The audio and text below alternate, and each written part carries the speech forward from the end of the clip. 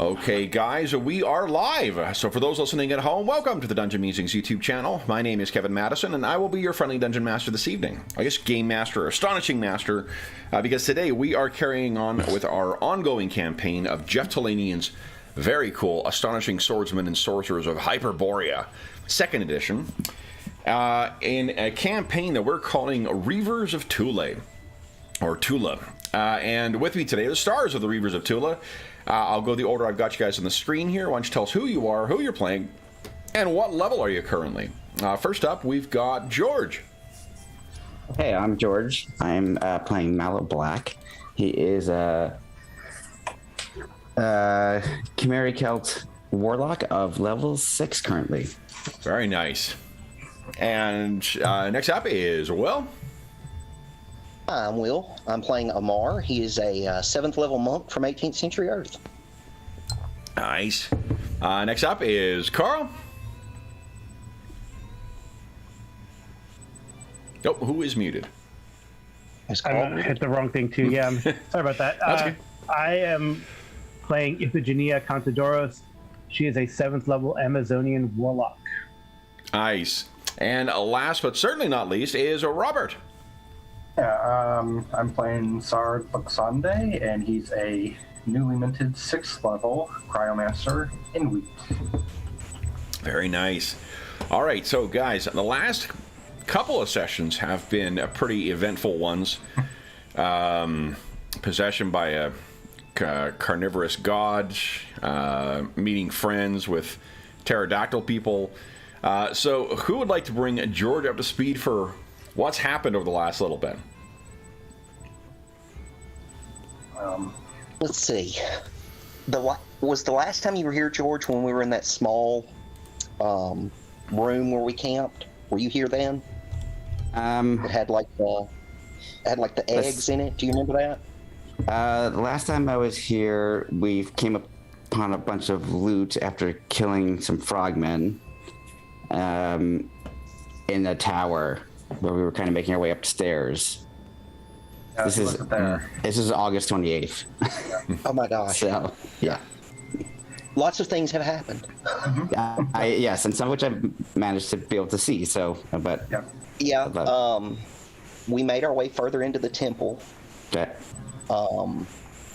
And kind of cleared it to a large extent. And then we found, I guess, the... what would you call that? The chapel, for lack of a better word, of CTEC. And, what was it, 3 of us fought it? Yeah. I think it was 3 of us fought it. And Injured and down resources. I got taken out, and Carl got taken out, and Robert drugged Carl out and left me behind, if I remember properly. So that was the first round. After stabilizing you, let's not forget that. Yes. I didn't leave you to die. And then, let's see. I ended up back in the chapel, apparently infected with some sort of spirit. I escaped and then hooked back up with everybody. And then we met 2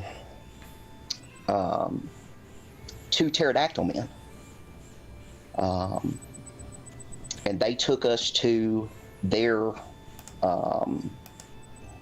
home, which was the Airy, which is this levitating... I don't know how big was that, Kevin? How large was big that? enough to accommodate a village of about 250, 300 people, or Terramen. Yeah, so it's a pretty big village floating. What was about 300 feet? Did you say? Yeah, well, so the spire itself rises about 150 feet, and then that was another 100 feet above it. So. Right. So we met with them, met with their chieftain, explained what had happened, and then they sent us on. We kind of did like a vision quest type thing. And we went back to the temple with the 2 winged ones that we had met as allies, and we fought CTEC again in a, like I said, in some sort of dream state, and we were successful at that. So then when we came back, we told them we would go back and eliminate him for real for one final time. And went back to the temple, went back into the chapel, fought him, lost the 2 winged ones, unfortunately, and then defeated him and looted the body. And then since then, we've gone back to both villages, both theirs and the Toad Skippers. And I'm trying to remember which one we're at now. I think are we back at the Toad Skippers village now? No, we've gone back because we went back to where we were originally going, which was the Monkey Meisters. No, we're at the Toad Skippers. We are at the Toad Skippers? Yeah, Okay, we went up to the area to, let them know the news, and then so we're back at the Toad Skippers. Did I hit all the high points? I think, yeah, and then there was a bunch of loot that you guys got from C-Tech's lair, and then there was as well some additional supplies you got from the Toad Skippers and from the Terraman for your upcoming task. The Toad Skippers are putting together some kind of concoction to let you breathe underwater for a time. And then there were additional supplies, like biological, magical things, like beetles, and can't remember what else he got from the Terraman. I actually watched it, the last bit of it this morning to remind myself where we stopped. Do you guys remember what other supplies that you got from the others? I thought the Terraman were also going to do something for us that would take a week or 2. Yeah, we got some of these things that allow us to breathe underwater and swim feet. The 3 pike concoctions, and we got extra beetles, leeches, and sponges. So things to breathe underwater, and some of those. Oh, that's right. The thing that transforms biological, you. Yeah. Yeah. For a time. Okay. Cool. All right. So it did take them, I believe, 2 weeks to get the materials, all the water breathing stuff from the Toad Skippers, which gave the spellcasters who have not yet studied their what do you call it? Those tomes that you recovered from the Smoking Tower, give you a chance to add to your repertoire. We're going to be using the rules from 3rd edition as well too, with respect to using sources. So you can, if there's a spell in one of Carl's necromancy books that you can use, Malo, you can learn that spell from there. Okay. As long as it's on your spell list. I think you're a general warlock, right? That's correct. Magician. Okay. Yeah, that's super helpful because I have a very limited selection of spells. You so that's did great. recover. There was a bunch of books from the Choking Tower as well, right? Yeah. Yep. Let's see here. Right.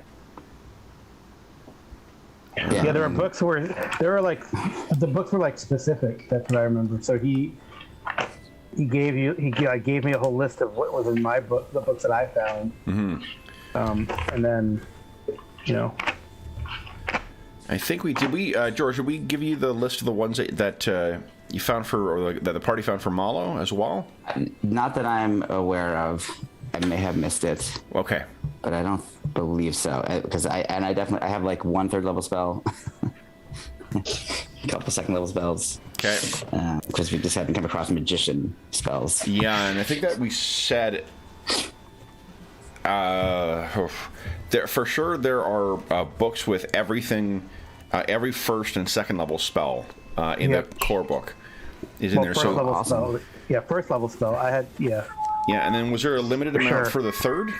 Well, there's that there's enough info for every 1st level spell. That's necromantic, so. Yep. But then it's probably the same with for Malo. Yep. For pyromancy, and then 10 spells at 2nd level. You might have rolled that randomly, and 5 3rd level spells. And 5 3rd level. Okay, so maybe what I'll do is I'll double that for the general. And why don't you give us a 10 10 D30 rolls, George? So you just roll 10d30 maybe, and I can... Yeah, great. Okay, so then you... I'll just read these off if you don't mind kicking them down. So I'm going to type them in here in the chat. Lightning bolt. Fly. Cool. Infrared vision. Haste. Yeah. Are you familiar with that spell? I don't remember. It's harder and harder to remember because I feel like I'm just getting older. Yeah. Wind wall. Tongues. Ooh, that's a good one. Protection from ordinary missiles.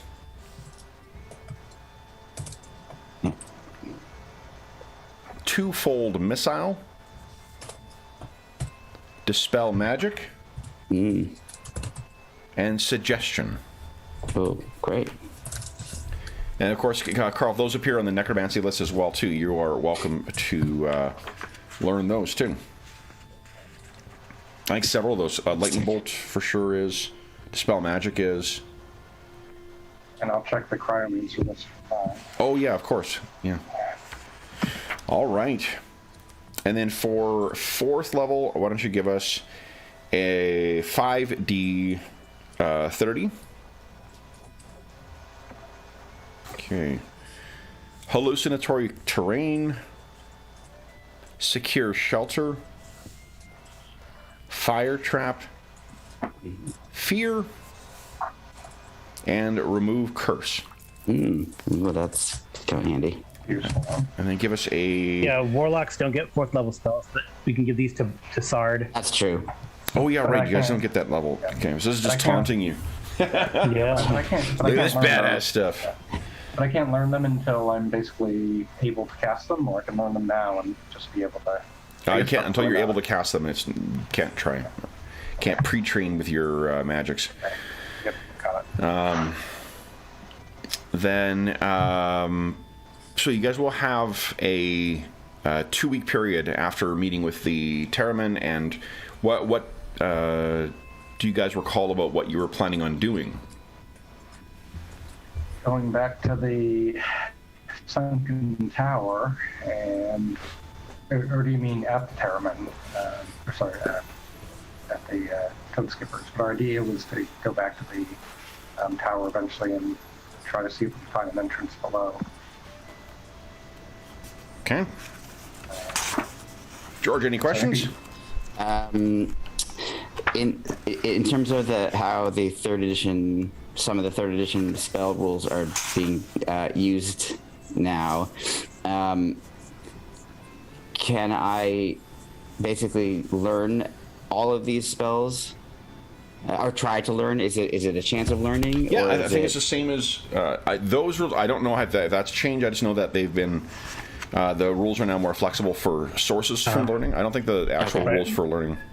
Yeah, it was like I know last time, I can try to learn detect magic now since I last tried to learn it, because that's the only spell I wasn't able to pick up the last time we had a chance to study.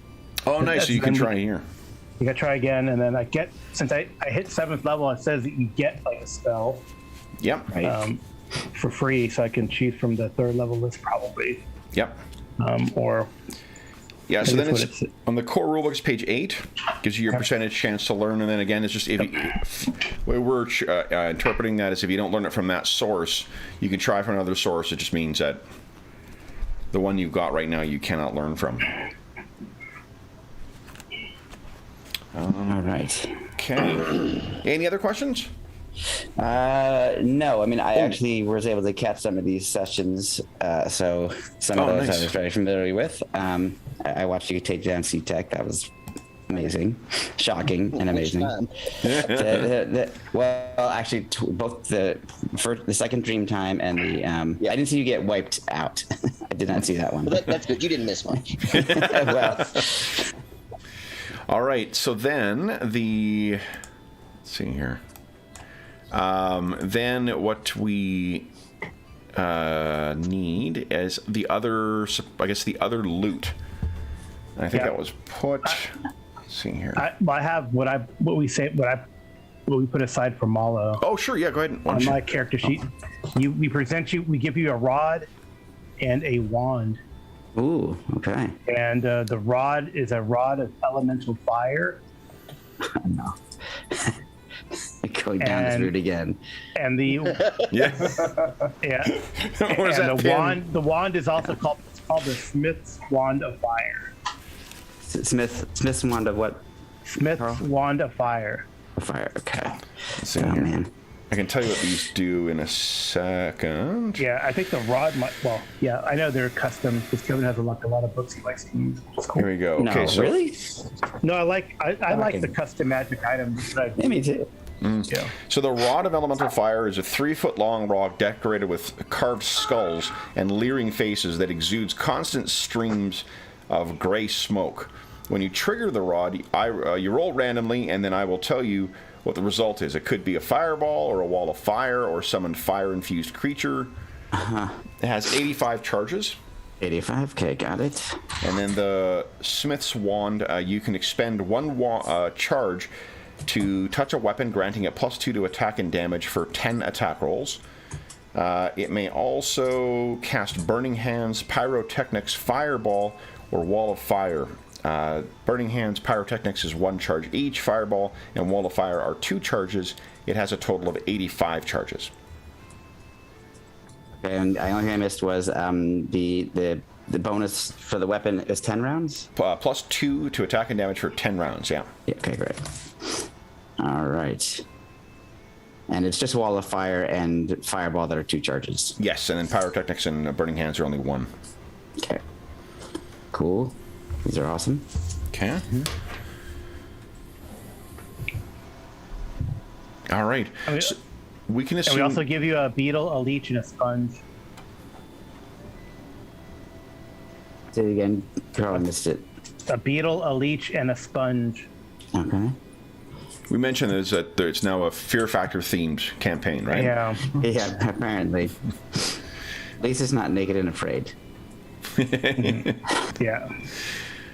So Wait, and oh, sorry. I was just gonna say, have we ever learned the name of the area we're in? Like, has anybody ever called it? Like, you haven't asked? yeah, we. Yeah, I haven't don't think we've ever asked. Yeah, because Reavers of Thule seems a little bit outdated. I think when we go back to the Experiment, I'm gonna ask. I was just assuming you guys were like British colonial travelers. Like, we're going to name this place Yes, Victoria something or other. Sardland. Yeah. This is also Thule. Wherever Yeah. we are is Thule.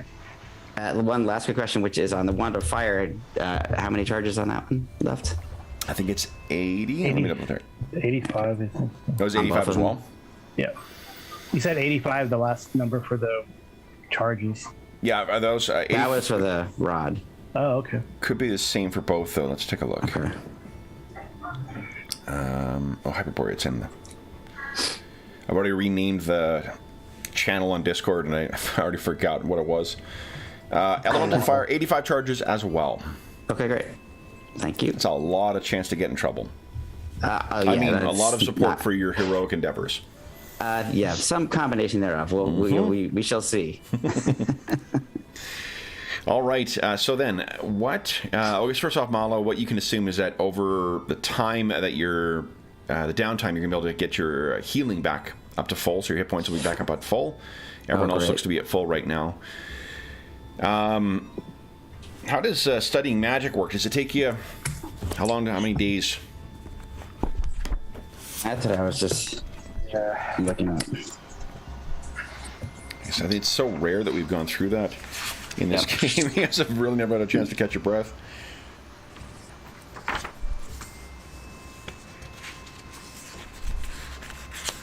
Okay, let's see here.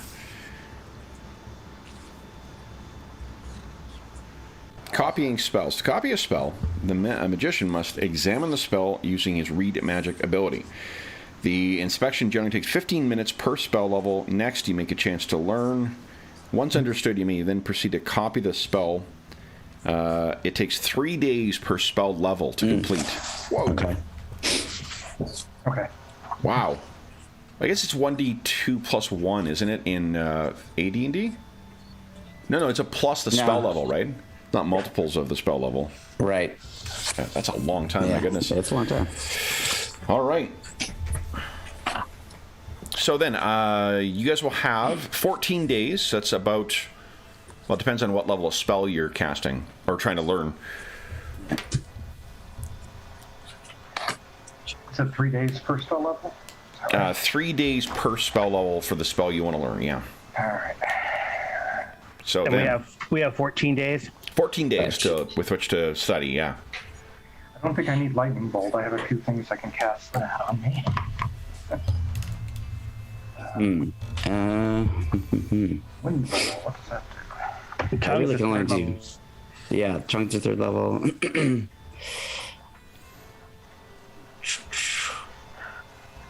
I really can only do one in that because I'm gonna need 9 days. Yeah. So I'm gonna pick one of these to try.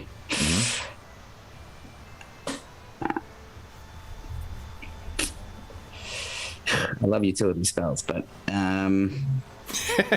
But lightning bolt. yeah, but I got there's lightning bolt.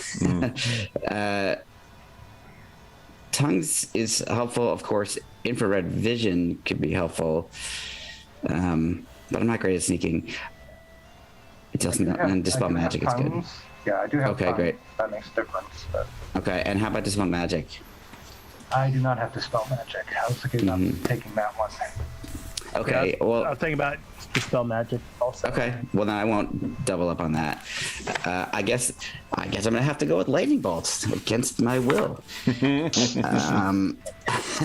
Let's see if I can actually do it though. I've got a 75% chance here.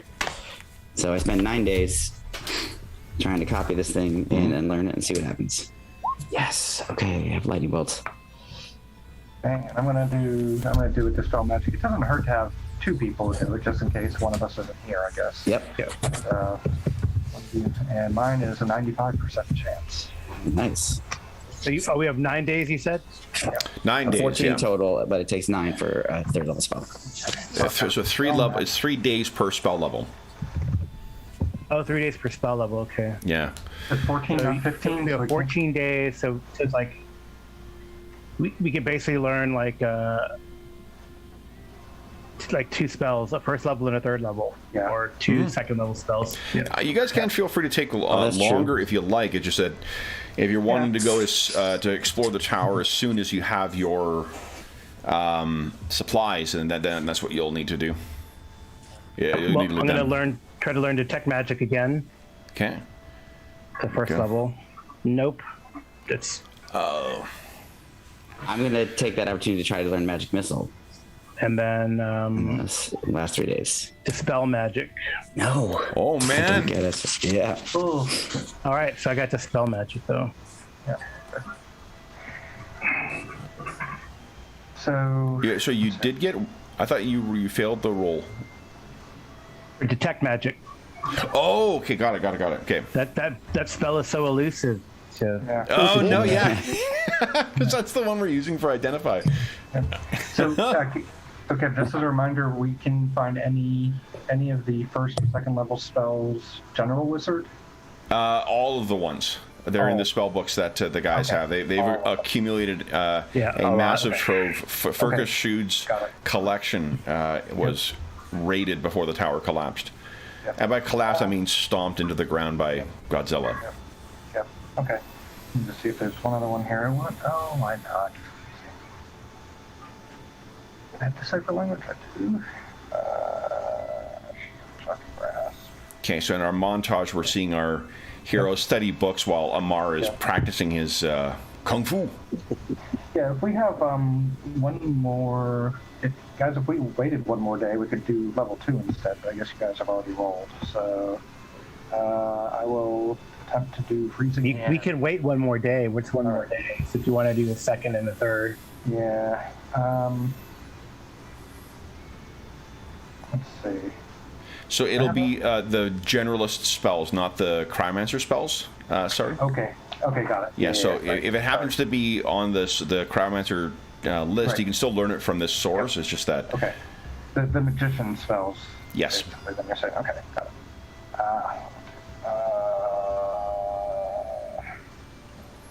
So Malo, what did you learn? So I failed to learn Magic Missile, which is probably good because I tend to overuse that spell. And then I did learn Lightning Bolt, Okay. which I'll attempt to use only outdoors if possible. Except I did witness that amazing casting of Lightning Bolt that went back and forth, struck creatures multiple times. I can't remember if feature cast that. So I was someone else. curious about this because in first and second, Lightning Bolt can start wherever you want. It's third edition is where they started it being only from your hand, and that's been the case going forward.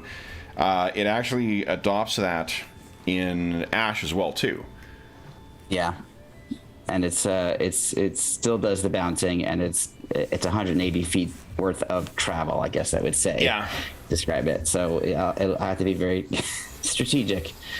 But that's okay, because then I won't just have only haste for third level. I mean, Malo's, his secondary skill, wasn't it Pool Shark? Yes, that's right. Okay, so we can bank shot that sucker. That's right. Okay. I went with Web as my second. Oh, cool. Yeah. Because we seem to run into a lot of these situations where we have like 100 things attacking us, so Yep. being able to slow a few of them down. Okay. Anything else you guys wish to do during this time? Amar, you certainly have 2 weeks of really nothing to do. I know. Also, though, I was just trying to let think you. there's. Yeah. Oh, sorry. I was just going to say the other two can now attempt to learn another first level spell since we Yeah. an extra day. Extra. Well, no, one. Well, hold on, 6. Oh, yeah, you're right. Yeah. Yep. Okay. Will, you were saying? I'm just trying to think of anything. I mean, there's nothing specific that I can think of that I would need to do or want to do. I'm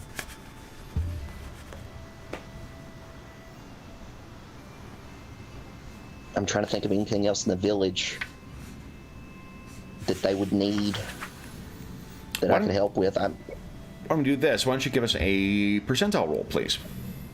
just a straight percentile. Right? Yes, please. There we go.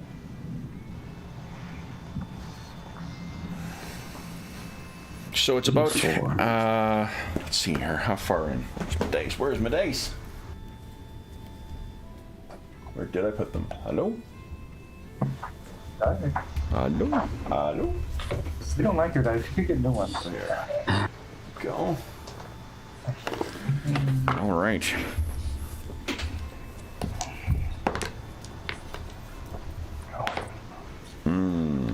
Okay.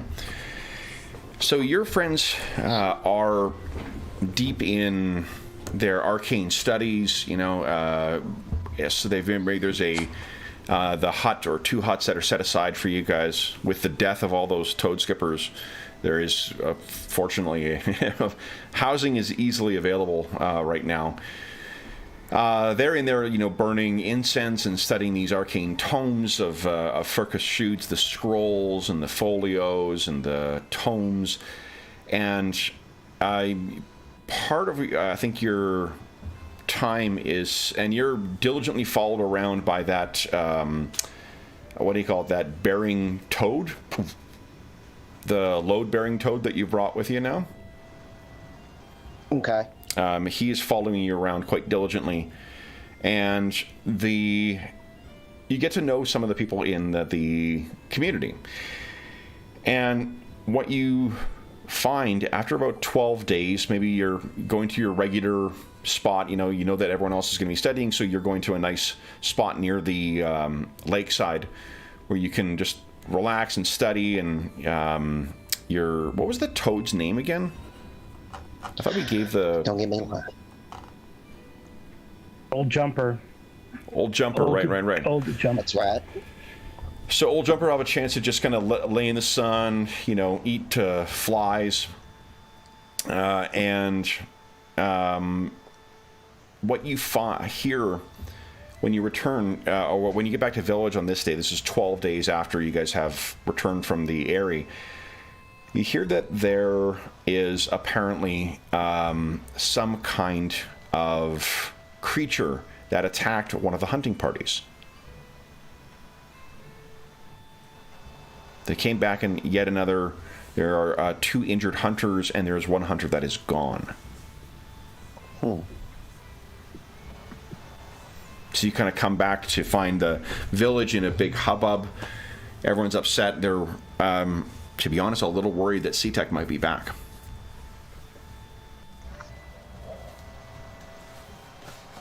You don't feel any different tomorrow. Okay.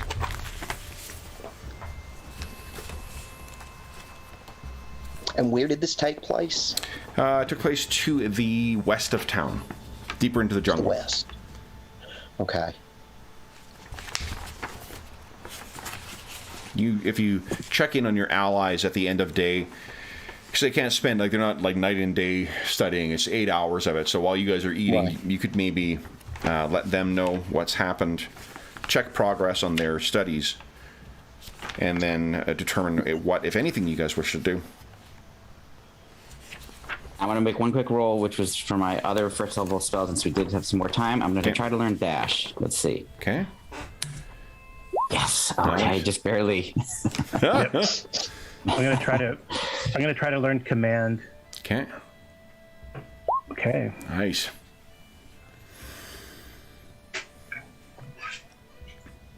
So just that elusive detect magic. Yeah. Well, I have detect magic. And I do it also. And now I can actually afford to use a spell slot for it. It's like when I first started level 3, it's like, oh, gee, I can maybe cast 2 spells a day. That's 2 useful spells a day. Level 6 is a little better. All right. So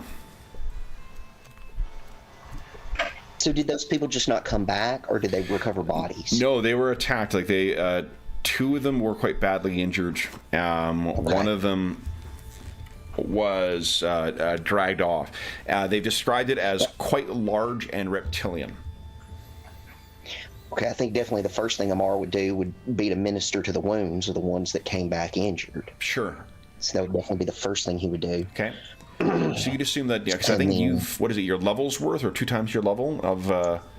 Yeah, it's my level times 2 hit points per day. Okay. So, I mean, that'd be easy to take care of them, I think. I mentioned before that so one of the podcasts I really enjoy is Behind the Bastards, and I listened to the episode that dealt with the creation of chiropractic care, and it's the beliefs that are incorporated into it. I feel very supported in describing your thing as chiropractic adjustments now, because it's some crazy shit in those early, like, ghosts are involved in the beliefs.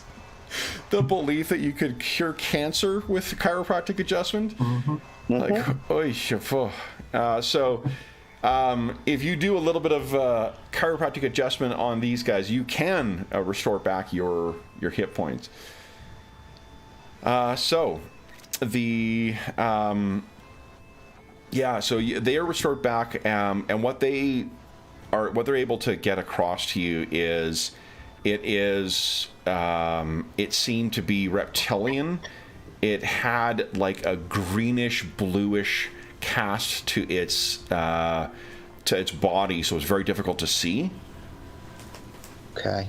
And they said it seemed like a cross almost between a crocodile or some other kind of large predator and a centipede with many, many clawed limbs. This is not something they've seen here before. It seems like it is a predator that has moved into this territory. Okay.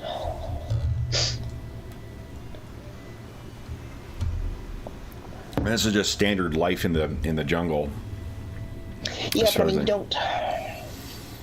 I mean, these guys have been here for a significant amount of time. Yep. You don't just all of a sudden start seeing new predators. Mm-hmm. New species, I guess. Yep. I mean, that's just not. Well, one of them world. Opines that with the predators tend to be respectful of the territory, hunting territory of others. With CTEC's defeat, there may be other hungry things that have been waiting to come in on this area. Or perhaps servants of CTEC who are now freed and able to do whatever they want. Yeah, that's what we got to figure out. Mm-hmm. So this happens about 3 days before you guys are all finished your studies. I guess what do you want to tell your allies? Are you leaving them to their studies and then bring this to them afterwards, or I mean, I can at least go kind of. I would think nothing else if recon, because I mean it's not like I can't outrun something. Mm-hmm. Okay. So yeah, I think I'll head back in that. You said it was the westerly direction. I'm going to let them know that the report of some sort of new predator had attacked a party. Okay. And that I'm going to go investigate, and if I'm not back by the time they're done their studies, come after me. Give me a good burial. Hey. Come loot my body. So let's see here. He's going off to fight the centipede god all by himself. Yeah, maybe leave a trail. Just, ideally not of blood. Intestines. Yeah, that I could handle. My vanquished foes shall be my trail. Sounds good. All right. So let's see here.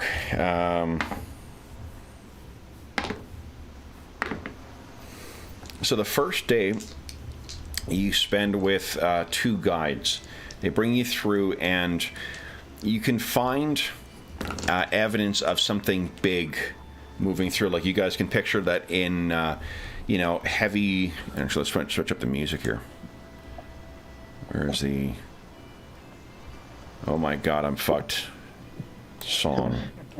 Where's the I'm fixing to eat player character music? Yeah. Those are good titles. Delicious. A bar goes out, a new character comes back. Yeah, right. That kind of remains of some schmuck. The only we were talking about this last night because we had last weekend we had our first 5e death in a game, and we've lost support characters in a 3rd edition game. We've lost support characters but we've for PCs. It's only now 5th. This game has a whole pile of corpses in it. Yep. AD&D 2nd. We've had one character technically die, but he was brought back because of artifact. We haven't had any PCs die, I don't think, in Night Below. I don't Much think as so. I'm trying. You've done a good job. Not from lack of trying. If not for Astonishing Fortune, there would be. PF2, we've had a character death, and I think that's it. So it's actually like this by far has the highest body count of any.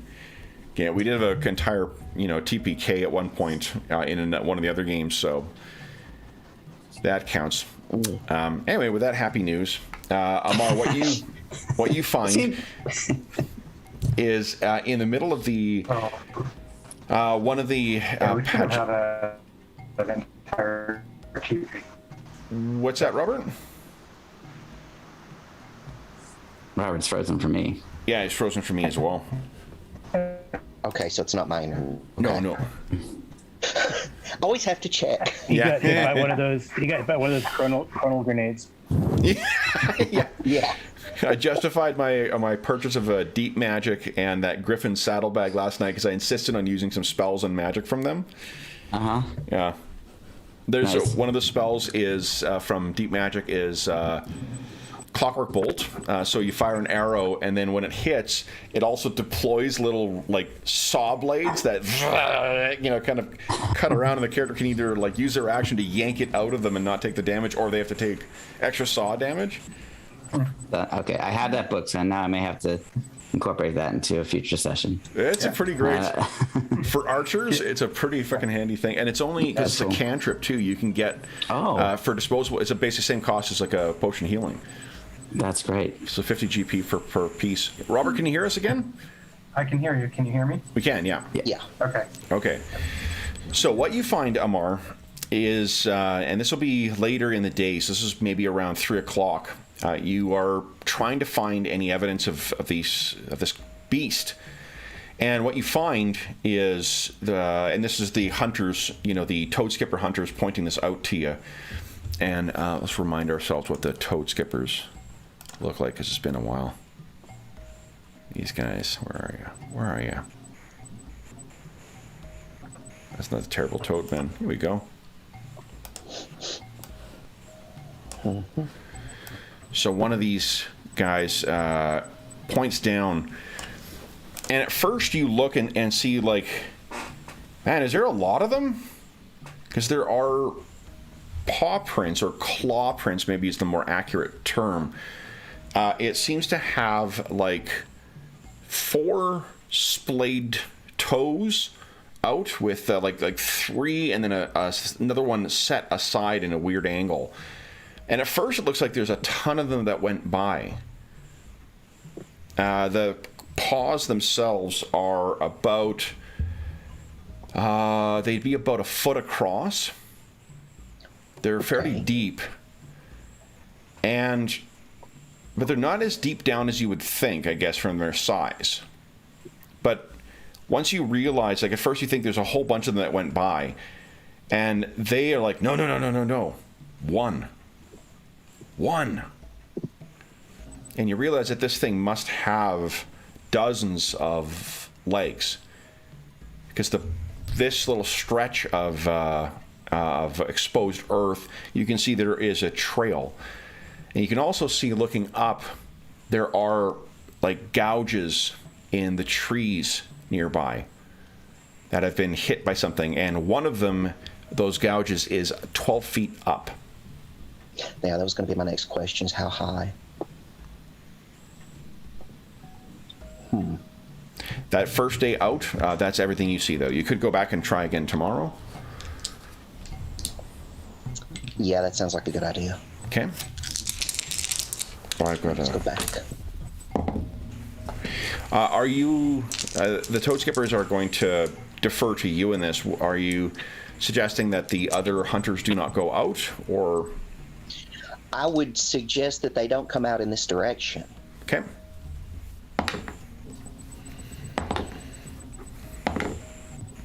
Okay, second day of travel. This is now 14th day in.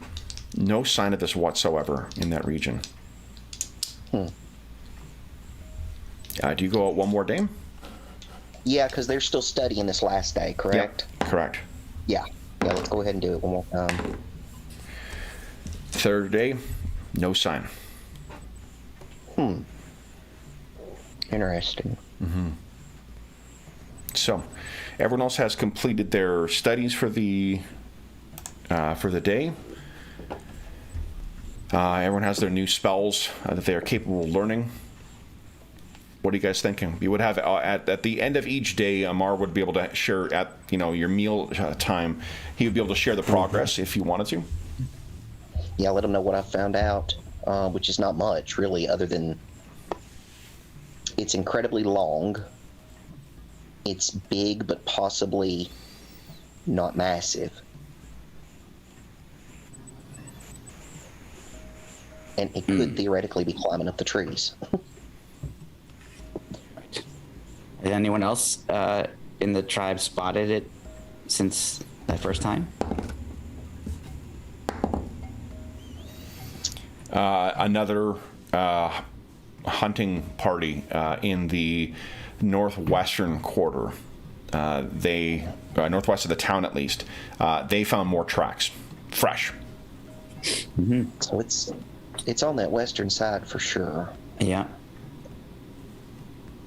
So, but there's been no signs of carnage spotted. No, but it ate the one hunter whole. Like, it snapped him up like a tiger jumping from the jungle. It's not like eating. We don't see the remains of like other creatures. I guess it eats things whole, so we wouldn't see it, I guess, actually. Yeah. Okay. Well, some predator seems like we should try to hunt it down. What do you all think? Yeah, why not? Not because I want to lightning bolt it or anything. Yeah, sure. Yeah, we could. I mean, we could definitely head back out and see if we can find it again. I mean, it seems like it's just staying in this region. It's not going to pass on. Well, I don't think. lots of food, right? Yep. Yeah. Eventually, it's gonna go towards the village as it gets bolder and bolder. Right. Yeah. Agreed. Does anyone know what this thing might be? I only. You guys If it can. were a giant plant creature, I might know, but Yeah. since I'm not. Why don't Malo and Iffy, why don't you each give us a d6 roll, please? Okay. 6. Okay, so Malo has no clue. Iffy, there is a creature that you've heard of that fits this sort of multi-legged crocodilian thing, and that is a kind of dragon that you know of called a behir. No. It is said to be, and you can picture that if he's sort of drawing this in the sand, near the campfire, draws a really long line for this, and then kind of a crude, approximation of a crocodile's head. She then draws 12 legs on it, and she puts a person next to it in scale, and the behir is about 7 times the height of a person long. She also kind of gestures with her hands, and little sparks fly from her hands as she describes how this has the ability to also shower an area in lightning. Oh. So lightning might not be effective. No, I might enjoy it. Okay, good to know. In our Ravnica game. That irritated the crap out of me. One of the players forgot that lightning, they'd fought something that was getting recharged or healed by lightning. One of the players forgot about it and unleashed lightning on it again.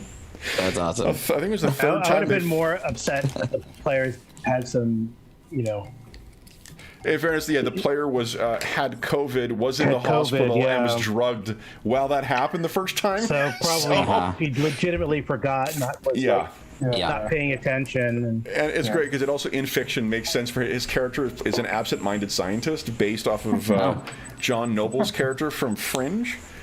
Oh, nice. Oh, yeah. Yeah. So it really makes sense of oh yeah, shit, right, not that. he did make up for it against the fire creature though, because he colded the crap out of it. Yeah. Oh, cool. Although Kevin gives his player a hard time more.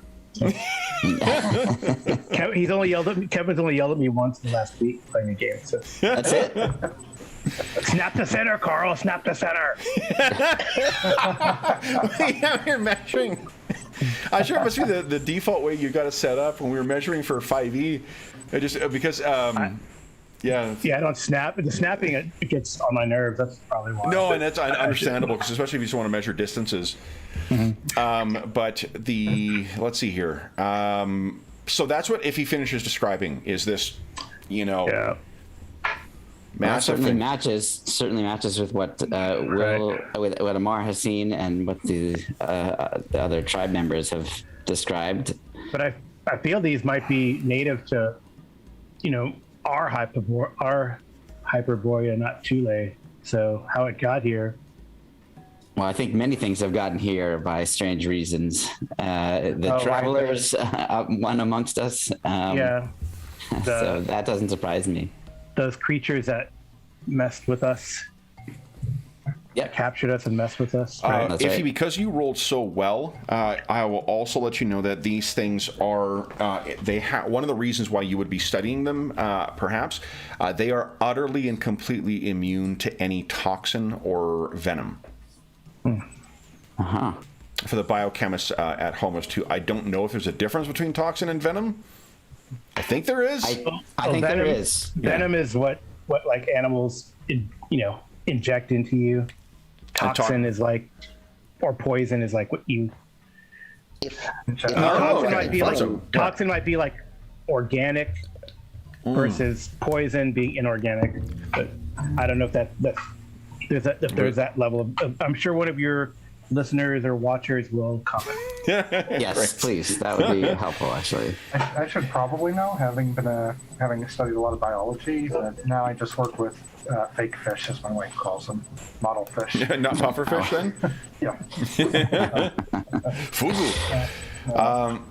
So, it seems that you may have a behir tracking the village. Clearly a dangerous creature, but for the four of us, perhaps we can invest it. Either way, we must try, I feel. Yeah, we took on let's go. Mar, you took a great risk traveling out by yourself, so very impressive. I will. I can always outrun it. I only have to be faster than one other person. That's true. And the two toad skippers are like, huh? I can, so I'm going to just relay to the party the things I've been studying over the time, and so you heard what some of those were, but one of them is Dash, and what Dash allows me to do is, at my level, I can cast it on 2 people, and it adds 20 feet to your movement rate for 1d4 plus 2 hours. Now, however, there's an offset, which is that you are then fatigued, and that's as described up to the DM how that manifests, and it could be related to a constitution check, blah, blah, blah, but you're fatigued for twice as long as you were dashing. Oh, damn it. Fatigue, you say? That's true. I forgot that fatigue appeared in that book until I was just looking through it a few weeks ago. And I was like, oh, this has been around in the game for quite a long time. Yeah, it's super punishing in 1E as well. It's like like after a couple of within the span of a day's travel, you have to make it. Yes, and I think the offset, if I'm remembering correctly, and maybe you'll know, Kevin, I think the offset is that you can get rid of it more easily or quicker or something. Yeah, until you push yourself to the point where you're fatigued and then exhausted, you are able, but it's if you want to break down the travel by like hour by hour. Right. So okay, cool. Mm-hmm. I like using that. That's a great rule, because this is a first level spell, so that's pretty 20 feet. That's a pretty great and the fatigue. Carl's used to having to deal with that with his Minotaur in Ravnica. And by the way, when I get to the next level, I can do three targets. So, nice. But just FYI, in case, because Amar mentioned running, I point out that I can allow us to run fast. Not 2 of us to run faster. Yeah, well, Amar is other strategy already. It's true. Say, I'm fast. Y'all can keep up for once. So then that's why we could just leave one person behind, as Amar was suggesting. You guys start looking for that cosmic treadmill, and then you start moving through time. I have a staff that gives me haste. I can probably get. Okay. Okay. Then you'd even be faster than the other 2 of us. Yeah. So what do you got, Carl? Well, I have this fancy new armor that makes me not slow. Okay. Well, that's good too. Are we gonna compare martial prowess right now? Sorry. No. All right. So what are you guys thinking then? You have finished all your preparations now. Is this Behir issue something you want to deal with before you go, or is the call of the White Tower more pressing? I think we got to deal with this Behir. Yeah, that gives us time. Gives us time to learn our new skills and Yeah. Yes. for me, my honor demands that we've been given safe haven in order to learn these new abilities. We should repay that debt by trying to save more villagers from being swallowed whole. They didn't give up on us when we were scattered about the island. They helped find us. Are there any recharge packs, right, for our sci-fi weapons? Are there any recharge? We haven't found. I don't know about the rifles, but I know. I mean, we found some for the radium gun that I have. Periodically here and there, we found some in treasure. Yeah. Okay. Oh, so are they specific to each type of weapon, or are they universal, or? Universal. Okay. So do we have any extra? So do you have an extra? Because I'm out. I've got the one that's in my pistol, I think. Wait a minute, let me look. What is Iffy, are you carrying Xanaco's gun right now? Yeah. Okay, so let's see if he's got any. I just logged on to his character sheet. The first thing that comes up is gruesome scarring, impossible to impersonate others. Sounds like something Arlen would write down. Maybe that's why Xanaco and Iphigenia get along. They both have scars. Mm. Speaking of which, where has Arlen been the last month or so? Just unable to make the sessions. Yeah, I think he's just had a lot of stuff going on. Yeah. Yeah. A lot of family time. Yeah. I might head up to Austin maybe sometime in December, and Oh, nice. Nice. give him a call. Well, we're heading up there. We're heading through there next week, so maybe we'll see. How long is the drive from San Antonio? To Austin, Yeah. like a little over an hour. Oh, fuck. I mean, that's super close. Yeah, it's not that. Yeah, up to Dallas, it's like 4.5 hours. Or so. Yeah, and I drove for work to Houston last month, and so that 3 hours. So I don't see any extra packs for the Atlantean PDW on Xanaco's list. Let's check Kane. Let's see here.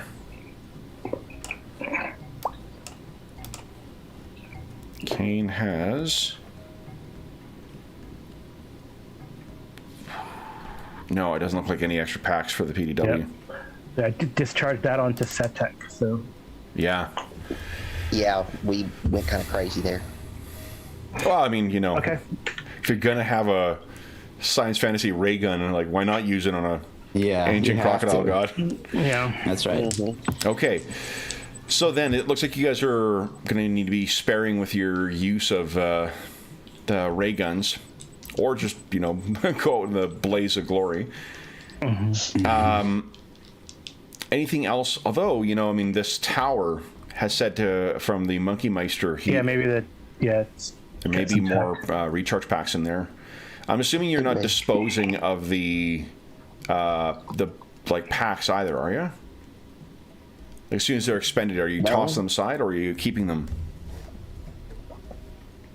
I mean, I don't know what to do with them. I mean, I have this one that's in the gun. I haven't taken it out. Right. So Yeah. at least I've only ever had one, and it's in the rifle. Yeah. So Amar, you're the only one with extra recharge packs. Yeah. What do you think? Do you think he would have been keeping them, or do you think once they're charged? I think he might have kept them as like souvenirs. Okay. I think that's kind of how he would have viewed them. Okay.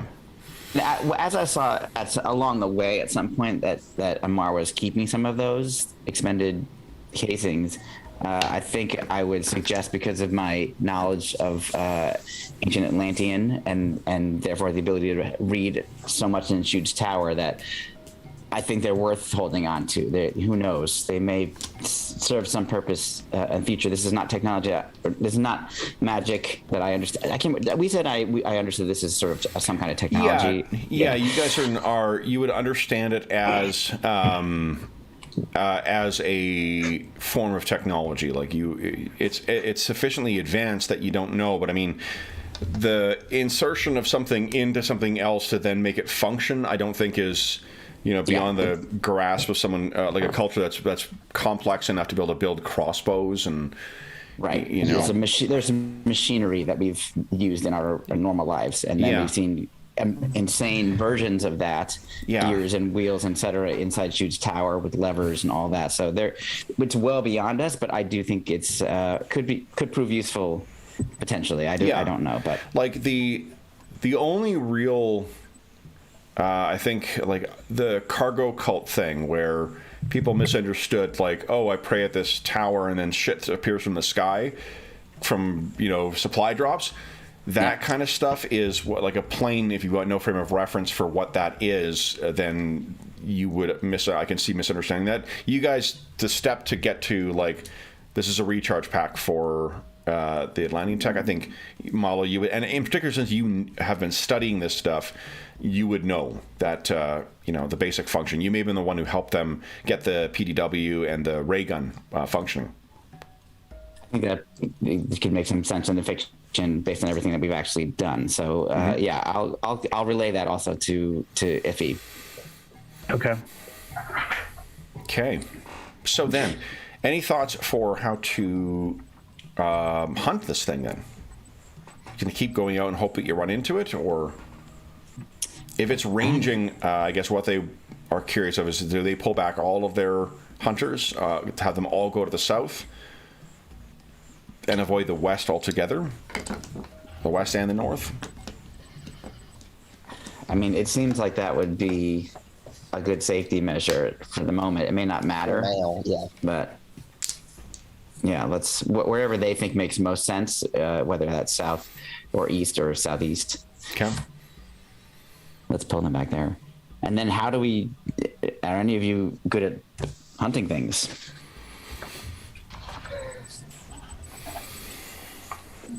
I'm but a mercenary by trade.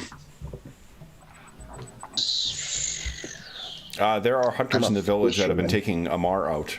They will accompany you. Yeah. Okay. Great.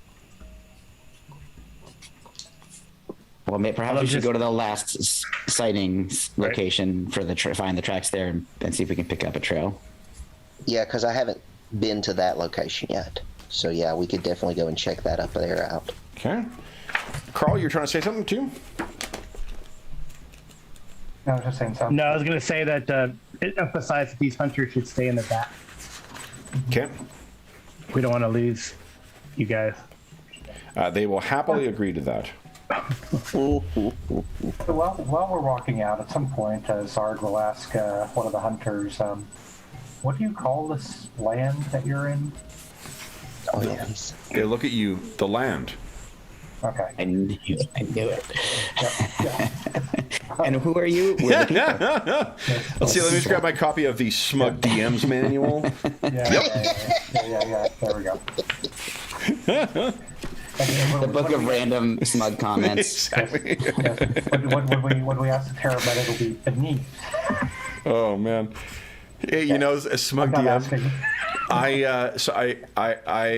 I'm about 4 episodes into Wheel of Time. I've not read the books because I just like 80s, 90s fantasy, at least the popular stuff, it never appealed to me. Like anything that's got where people in fiction are referring to the Dark One, I'm like, nope, I'm out. Yep. Mm-hmm. This is Howie. I haven't read the books either, and I haven't seen this series yet. so. The first episode is like embarrassingly bad. I've heard that. After that, it gets better. I haven't watched the most recent episode because actually I watched Dune yesterday. Dune's available for rent in Canada finally. But so I haven't watched the most recent. But the as they're getting more, you can kind of see where they're going with it, and it is a little more. It's more interesting, and there is a lot more. There's a lot more of subversion of the expected sort of, there's a lot more troubles, I guess is what I'm saying, is that like it's not as straightforward as like the Tolkien-esque kind of like, oh, there's one enemy. Like it is a lot more nuanced of a world than what I expected it was going to be, and the performances are pretty good, but just like that first episode, yeah, that's what I've heard. and the CG is really like, for an Amazon show, they spent everything on shooting things on like in gorgeous locations, and then they spend about like $150 and a sandwich on the special effects the monster makeup for the Trollocs, which are basically like beastmen. Pretty sure you'd be familiar with it, George, from your days on the set of Xena. Yeah. Yeah. Oh, so they just used those are the leftover ones from 20 years ago. Yep. They're just still lying around. Yeah. Okay, that's good. Well, I think all the money has been going to Lord of the Rings. That's my guess. Let's hope. Well, they spent what? I mean, they're in it for $500 million. So Yeah, the licensing was, I heard. Yeah. really- So you may not be familiar with Amazon's use of money and rate of success with their video game unit, but it's not great. Right. That is an excellent point. Yeah. We shall see. Yeah, but we'll see. I mean, it is. I have enjoyed the last couple of episodes, and the performances are really, really good. The set location, it's all shot in, I think it's the Czech Republic, or oh, maybe it's Poland. Oh, it's Czech Republic, I think, because it's in and around Prague. Gorgeous locations, like really. A good, if nothing else, a great advertisement for why you don't need to necessarily shoot everything in New Zealand.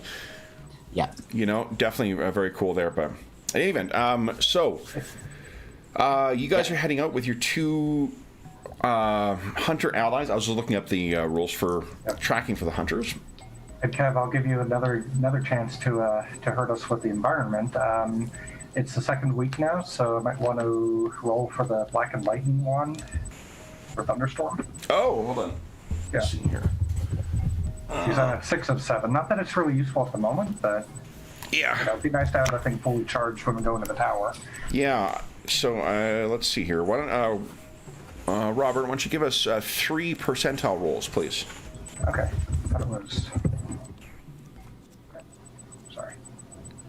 Okay. So there is precipitation today, and it's quite bad. Okay. It is not a thunderstorm, though. Okay. Unfortunately. So we're all miserable. Yeah, it's windy. Like it's an unpleasant day to go hunting bay here. Yeah. Well, the toadmen might like it. They're amphibious. Okay, so then you guys are heading out now. For the hunters, let's see.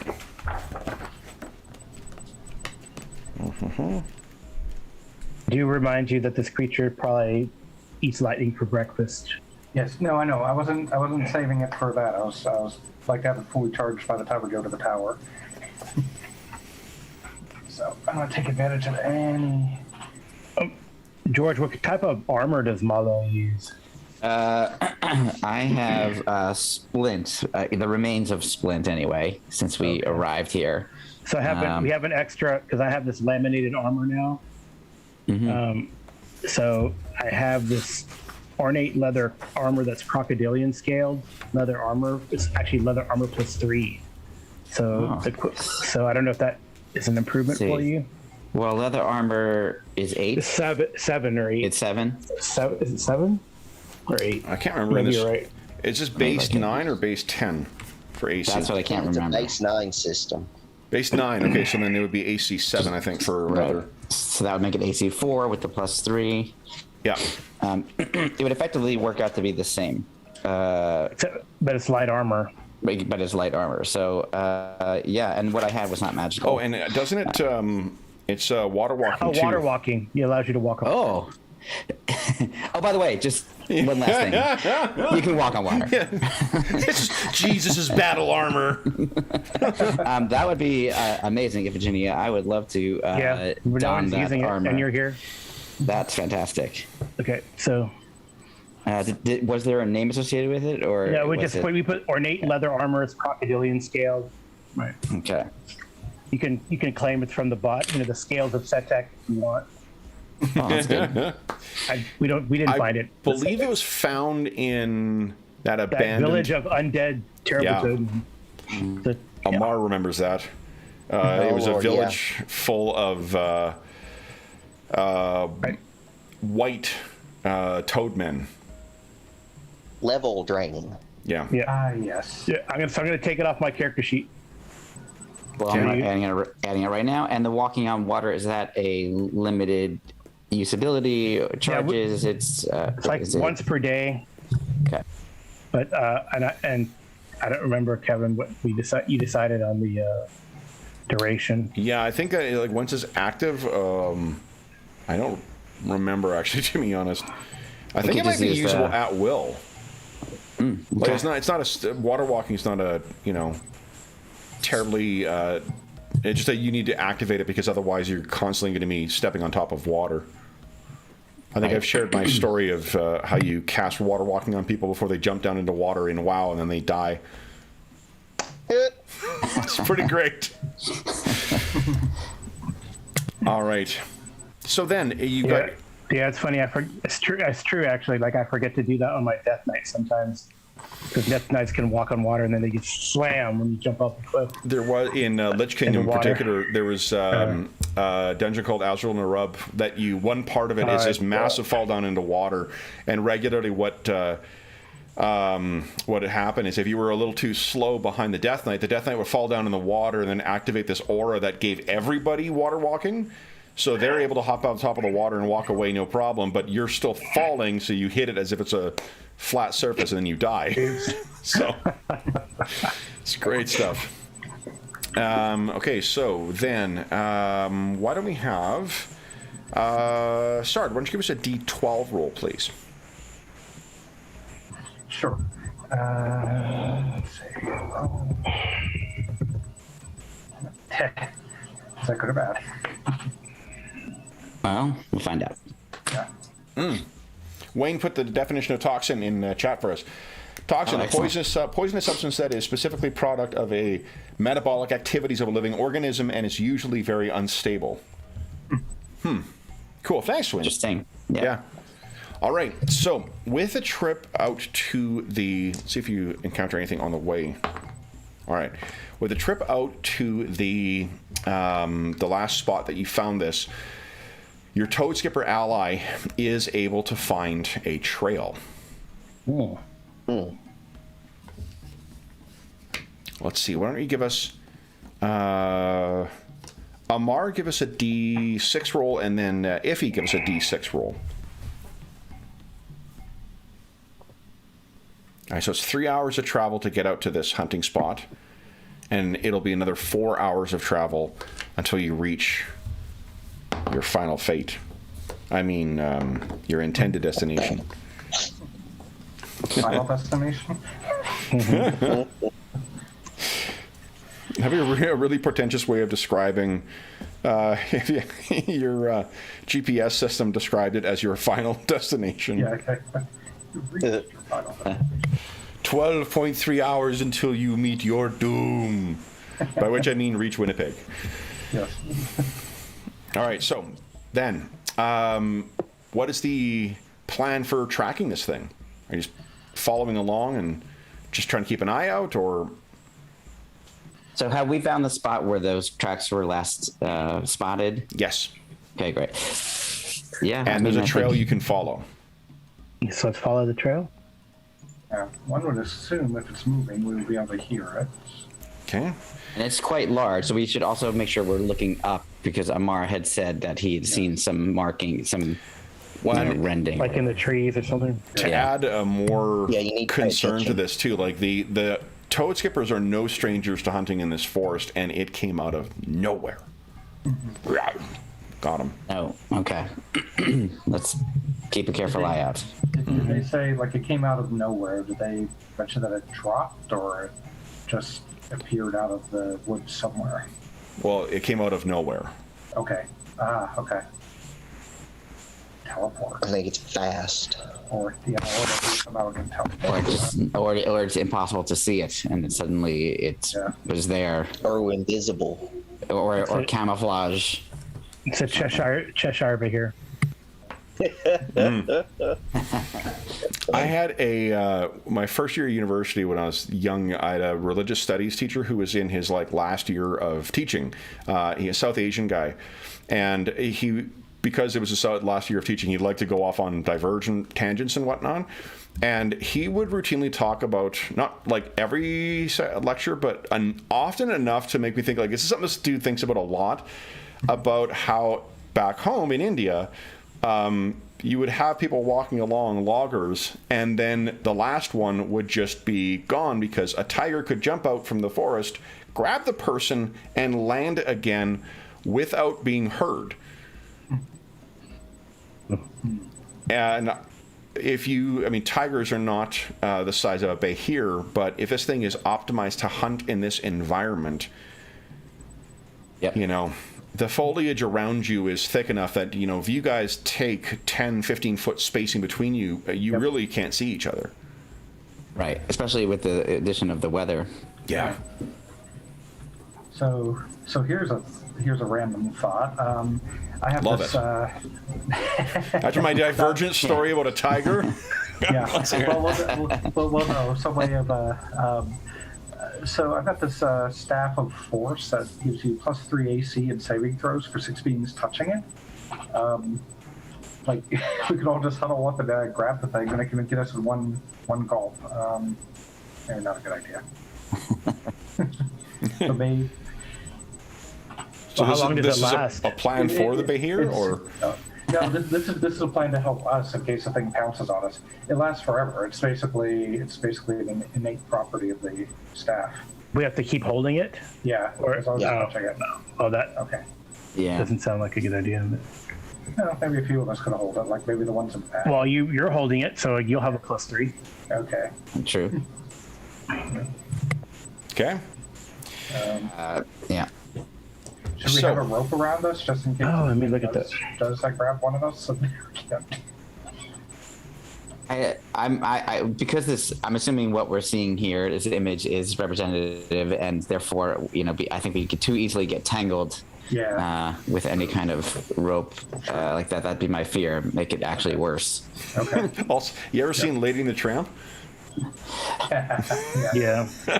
Just sucking the rope down. Yep. And you're the meatball at the end. Exactly. Yeah. Oh, man. Balls. Okay. All right. Forget any more of Sard's ideas. He's not a hunter. Sard is out of his environment, Yes. or out of his normal environment. So, Yeah. after a fairly long trail and winding as well too, it is 4 hours later. So you guys have been now 7 hours away from camp. You come across a small depression to call it a valley would really be a disservice to this. This is really just a bit of a uneven part of the jungle where some of the land has collapsed away, but there is a cave. You can picture the rain pouring down around you guys. Any of the wet scenes from Platoon or from Forrest Gump, I guess, for that matter. And the trail seems to lead into the cave.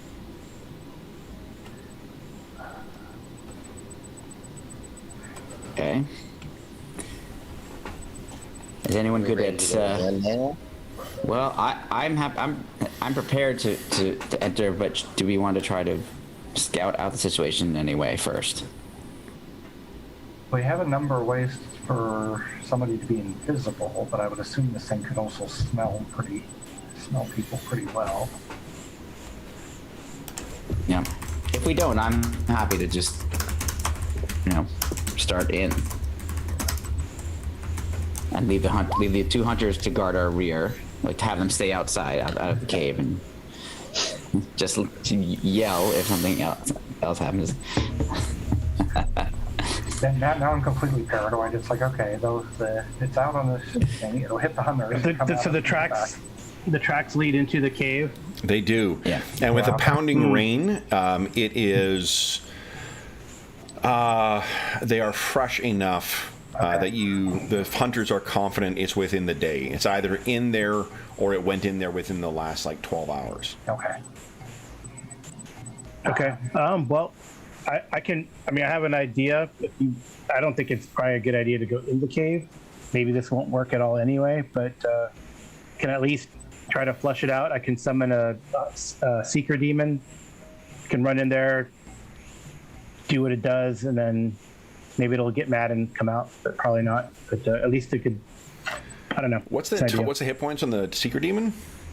Well, I mean, this is the idea would be it can like the Secret Demon's a class 5, so it only has like 2 hit dice. So, but it can track the thing. It can track. It can hide and move silently, and it can vomit once per day. That was my idea, to go in there and vomit on it, try and run away. Actually, I also have this. I have this Smith's Wand of Fire that can set off a fireball in there. George is just setting off random fireballs. I've become Tim the Enchanter now. Yes. Combination of that and Ripley and Aliens. That's right. I assume It mostly comes out at night. I assume this thing isn't actually an animal, because we could use the horn of animal calling on it. no. You would, if he could confirm, it's definitely not an animal. Okay, got it. Yeah. The way she describes it is a dragon. Okay, It's a dragon. all right. Yeah. I don't know. How big is the cave? It depends how big the cave is. I think we don't know. The That's what we entrance don't is know, pretty right? big. Like certainly. Well, I mean, how like deep? Like if we toss the fireball in there. We can Fire in the stand hole! it. Exactly. Quit burning the loot. That's where the XP is. Well, that's true. That is a good point. Don't worry, guys. I defeated the magical items. We're good. We're good. All right, why don't we say that as our last resort then? Yeah. No, you should use it. I'm going to use it. Don't worry. That's what I mean to flush it out. You know. If you can Oh, you want me to do that? No, not. I mean, I would say Okay. like if we flush it out, then use it like as a alpha strike. Yeah, Yeah, my outside. Yeah, I was going to say most of these things, including the lightning bolt spell, are things I'm going to try to only use outside. So, question is, do we enter the cave, or do we try to get it to come out here? Or camp out and try to ambush it. We think it's in the cave, right? Well, yes, it seems like it. The hunters believe it is in the cave, and it's gone in there in the past day. Is there something? Can we climb above? Is there like what is the cave into? Is it a cliff face? Is it seems a mound? to go down. Like it's not really I see. understood as a cliff face, more so much as like it's a depression that kind of goes down. I see. Like as if like a cave complex was exposed at some point by some geological event. Yeah, got it. Okay, cool. Unless so someone here does have the ability to cast invisibility. Is that? I do. I have a ring of invisibility Yeah. now. I mean, should one of us or two of us venture in and see what we can see? Is there light going into any part of the cave, Kev, or is the way Not that you it is can see, blocked off? no. Okay. Maybe. So obviously, neither of us can see in the dark either, so that's not going to help. Well, underground. Yeah, Malo, perhaps, I mean, if we have no way to see underground. I was going to say, if we do send one person down, make sure to cast your fast, make things faster on them. I can, and I'm also faster now because I have the leather armor. I gave up the DR from the That's splint the only now. thing. Yeah. Yeah, but now I'm 10. I'm 25, 30% faster than I was. So that's I think like a worthwhile thing in these parts. Amara's is zipping around you. Oh, pretty fast, are you? What? Yeah. So we would need to create some kind of source of light if we were to enter. So is that something we want to do? What are you guys thinking? Is there like an attunement type of thing in this game? For what? So my idea. So the underground, the string of shooting stars has ultra vision. So if someone could sneak into the cave. Oh, I see whether they've. Yeah, like I think I've been using the same kind of like 24-hour attunement rules we've been using in AD&D in this game. I forgot. I can see in the dark with my one new eye. Yeah. That's what I thought. I thought you had that eye. Yeah. So I could go in potentially invisible. And I think if he can see through that as well. Yeah, that's right. I mean, we could be ready if you want to risk that. You could go in there, go invisible. flush it out. Mhm. You know, a la Bilbo and the Hobbit. Yeah. I mean, I was gonna say happy, but willing to do that. And You're willing to be the sacrificial canary in the coal mine, as it were? That's right. Nice. Okay. I am just getting map set up here, guys. Well, why don't we do this? We are at our mid-session time for our mid-session break, so why don't we take our mid-session break right now? I'll finish setting this map up, and then we will have you make your way into the cave complex, and we'll see what you see in there. So, And then we can wait outside the cave, you know, if you, hopefully you survive. yeah. Yeah, we shall see. Stay tuned. All right. So back momentarily, folks.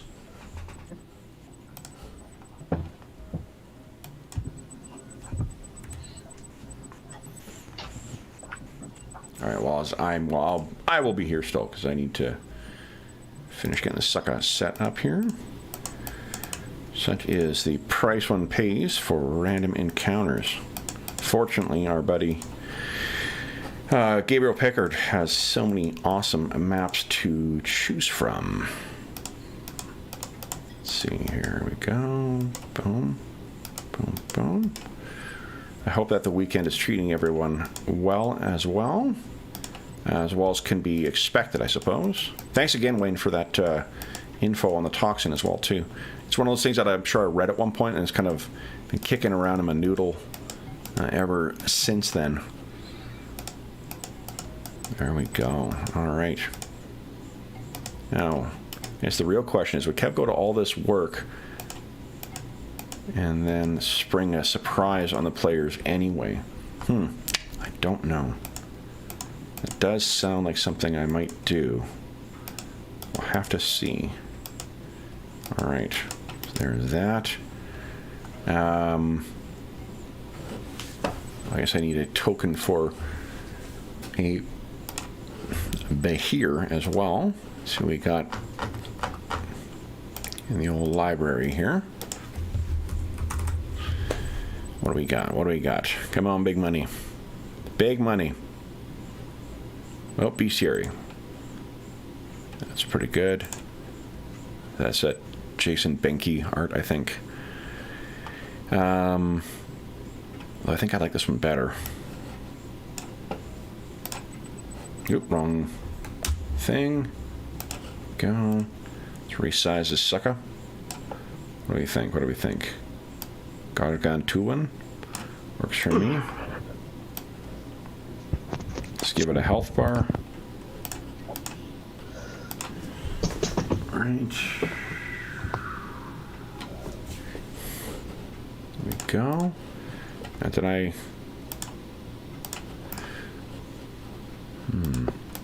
Okay. I'm talking to myself, Will. Yeah, I know. I was like, okay, who is he talking to exactly? The folks at home. Yeah, Anna the folks at Banana's home, still that's what sleeping. So I'm not talking to her yet. Oh my gosh. We finally got snow that actually stays here. And she's been thoroughly enjoying that. It's done the flip side. It's warmed back up here. Oh, nice. We should we're be back getting up in the upper 60s, low 70s. Oh, nice. It's we crazy. should be getting a Chinook sometime this week, which will be nice. So we'll have a nice little break from the cold. That still was my favorite bit of trivia I read in that Acton Cthulhu book, is that Austria gets a similar wind. Not Austria, at least. Vienna does. Let's see here.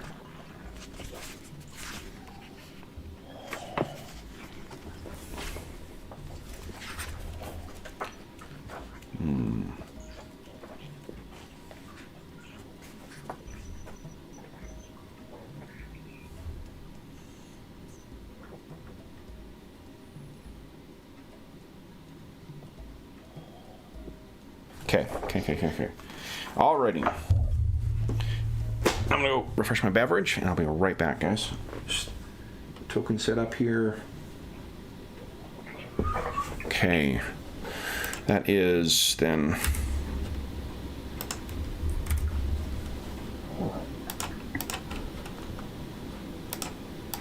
I haven't emailed you guys about it too, but I definitely would like to, if you guys are interested in going back to it, finishing that adventure for Act on Cthulhu. I just have not emailed about it. Probably in the new year. Yeah. Really. Yeah. I mean, I think you're gone the last 2 weeks, right? Yeah, and then I'm gonna run one session of something on. It might be Night Below actually on the Wednesday of after Christmas, before the New Year. Because we just got, I'll be home and I don't want to go a full. I missed you guys when I was gone for that full period. So, but yeah, in the New Year, it was a really, really good game. And different animal from Adventure. Well, Yeah.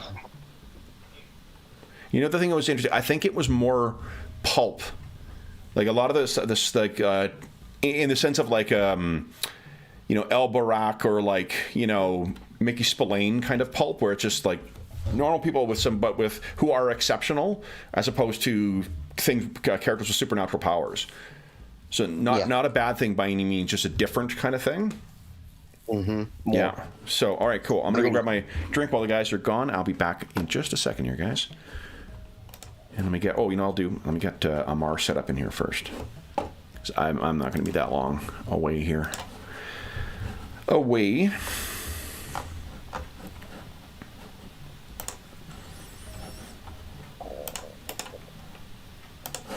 There we go. And then for this token, I believe that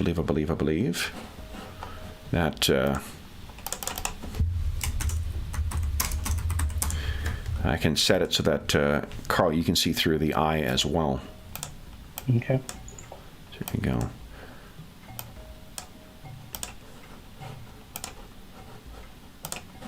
Yeah, sight. Do you remember what his night vision is? Probably 60 feet, right? Yeah. Yeah, okay. God, Dave's character in our Warcraft game has 90-foot infravision. Yeah, the character is so fast. Night elves are pretty badass. Yeah.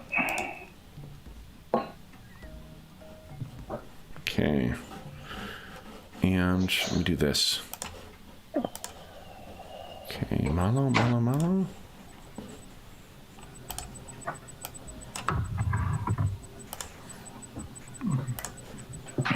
All right, Carl, so you should have temporary access to editing Malo, so you'll be able to see through her eyes. Give me 2 seconds, guys. I'll be right back. Through her eyes?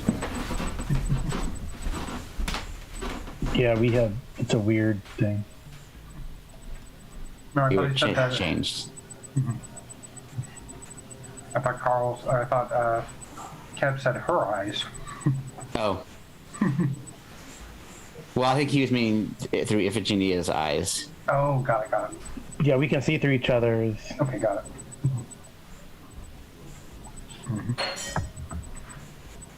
Yeah, so I figure he'll have his ice armor ready in case that's one less thing he has to do during combat. That's a good idea.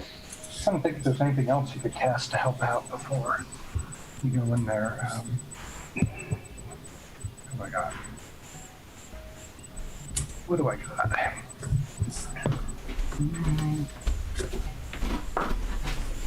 Yeah, you're already invisible.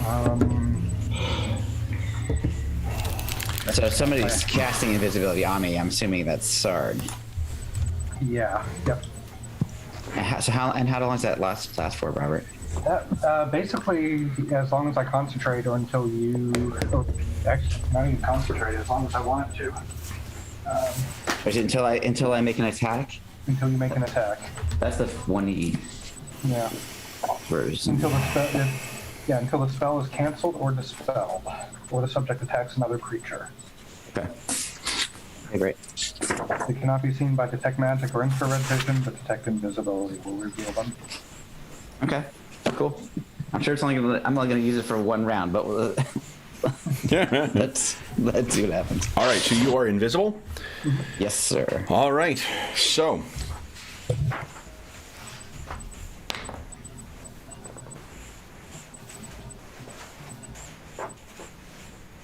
There we go. Well, you could stay invisible anyway, and if it doesn't detect you, you get a +4 bonus to first melee attack. So you could go and let us know, and then wait until we come and then attack it. If it doesn't So All right, let let's me see what bring you happens. That's down great. here. +4 is awesome. So, here we go. Malo. Yeah.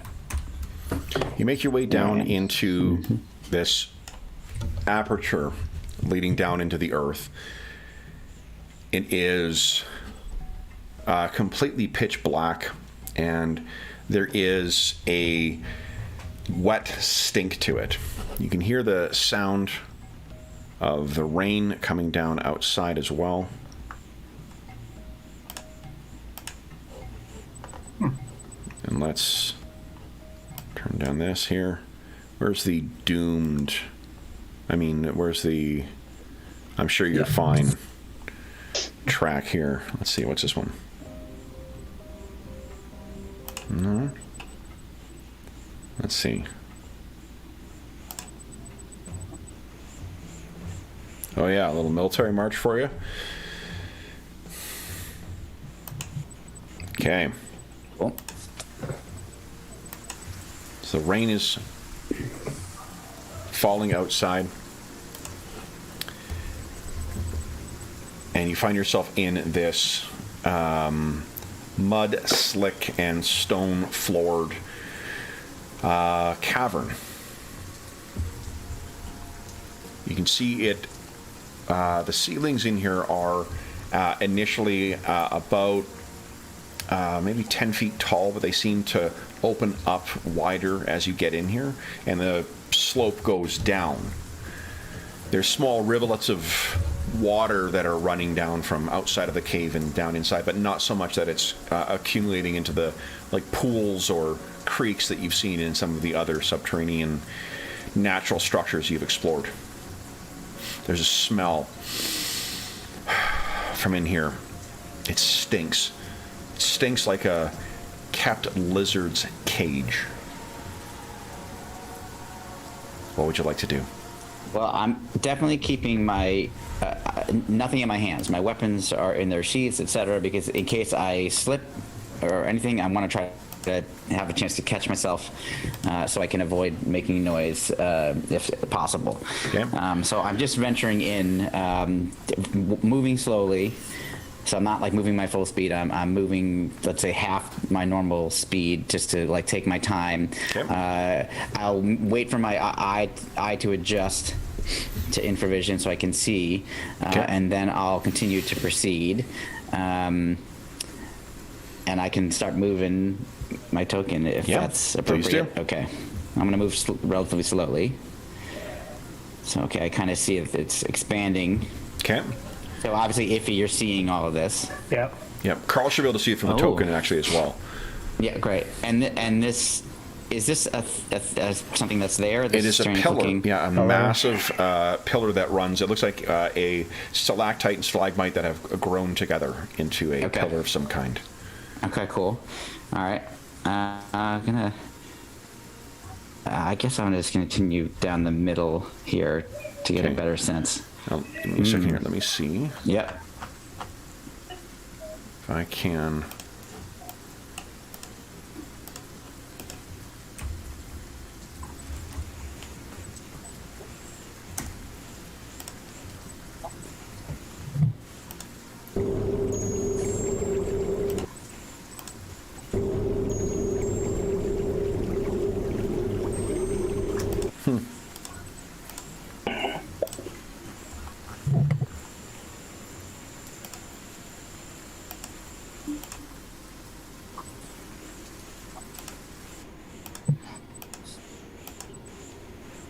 So you can hear the sound of the wind moving through this big open area here.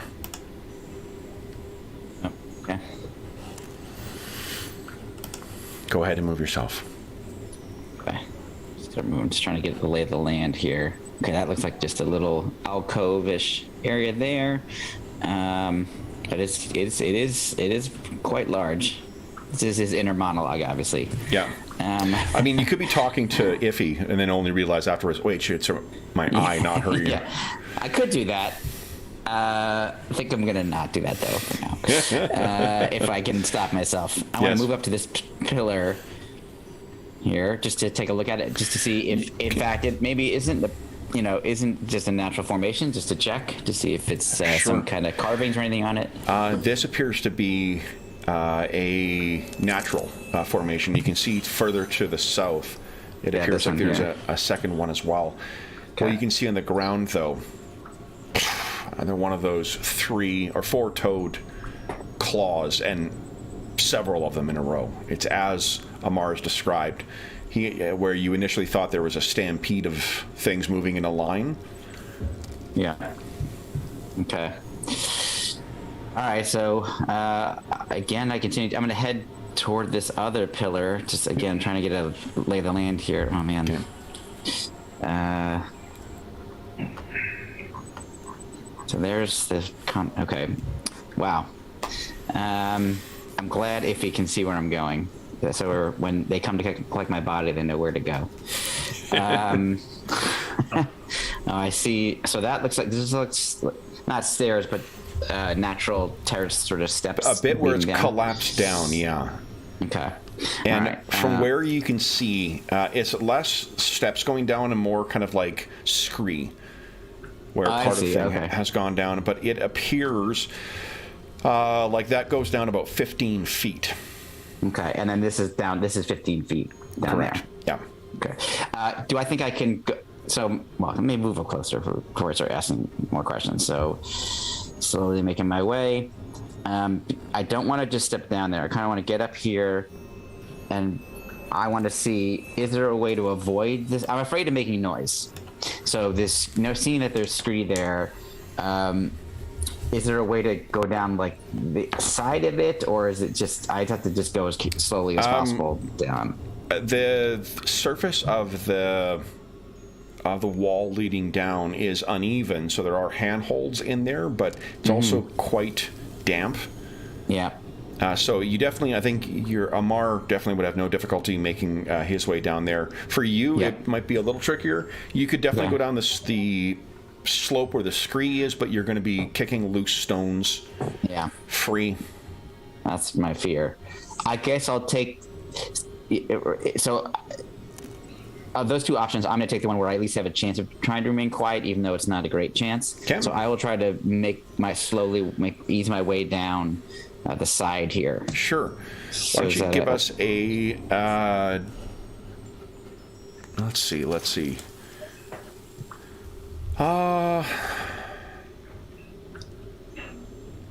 Why don't you treat your strength as if it's 4 less, and then give us a strength check? Okay, so what is your strength? It's 18. It's 18. So yeah, that's right. So it would be a 14. So is that a 3 out of 6? I'm just checking now. 14. I believe 3 out of 6. Yeah. Okay. Here we go. No. You have 4 points of astonishing fortune. Oh, I shall use one.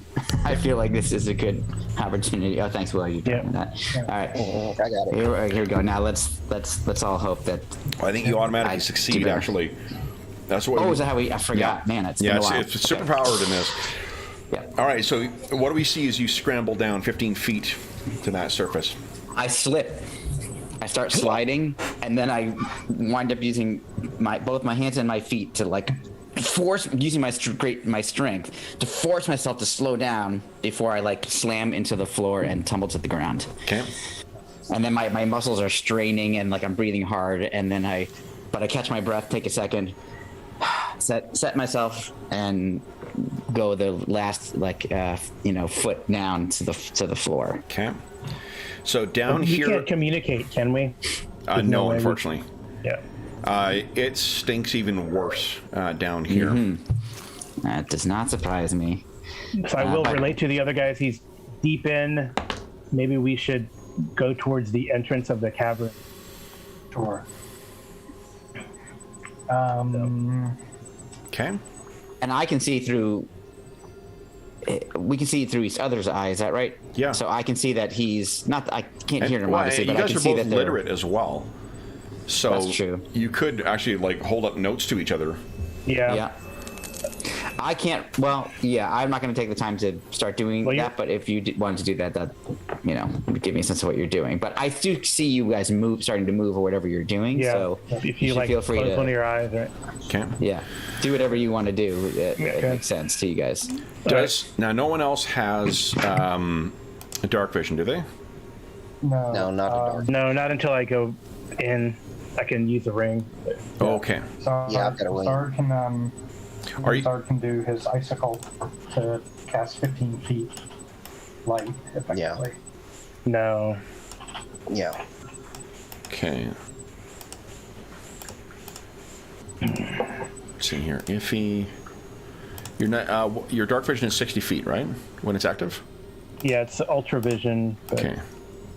I mean, if that applies here, it counts as underground, right? That's your Yeah. call, right? It does count as underground, yeah. Okay. So is anyone else lighting a torch of any kind? Zard's going to use the icicle, so the 15-foot radius is all he Okay. has. Okay. Does anybody else have anything? All right.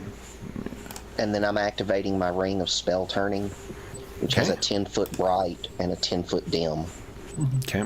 radius. So I can at least see. Love it. Okay. So here we go, guys. Allow me to bring you in. And I just turned off and then returned back on all of your light abilities from these tokens. It is infrared vision underground. So sorry about that. Oh, for yours? Okay. Yeah. Okay. Outdoors, it's ultra. Outdoors at night. Oh, there we are. Not underground? No, outdoors at night, it's ultraviolet. Underground, it's infrared. Oh, okay. I don't know if that makes a difference. No. Yeah, no, not number, but that's good to know, though, that there is a distinction between the two. All right, so you guys make your way down as well. Okay. And what I'll do is once I see that they're starting to move, I'm going to just stop for a moment, let them move, and once I see them stop, Okay. or at a certain point, if I think they've gone far enough, I'll continue. But I'm giving them a few seconds to. So get you three positioned. are experiencing the same thing that I described to Malo, where the stink from down here, the sound of the open cave. Iffy has seen already what's in here, so she just sort of describes 60 or 80 feet forward, there's a cliff that drops down 15 feet. Malo is at the base of that. Yep. I'd say we'd wait at the top of that cliff. Oh, you want to start moving down there? Okay. Oh, We don't know what are their we creature supposed- is yet. Okay. But isn't mean, it spells just a straight works, tunnel? Isn't it just a straight tunnel? You were saying? So No, it there were opens. no branchings. It opens up into a big space. Okay. So I'd say I kind of point to the wall, and I say, here.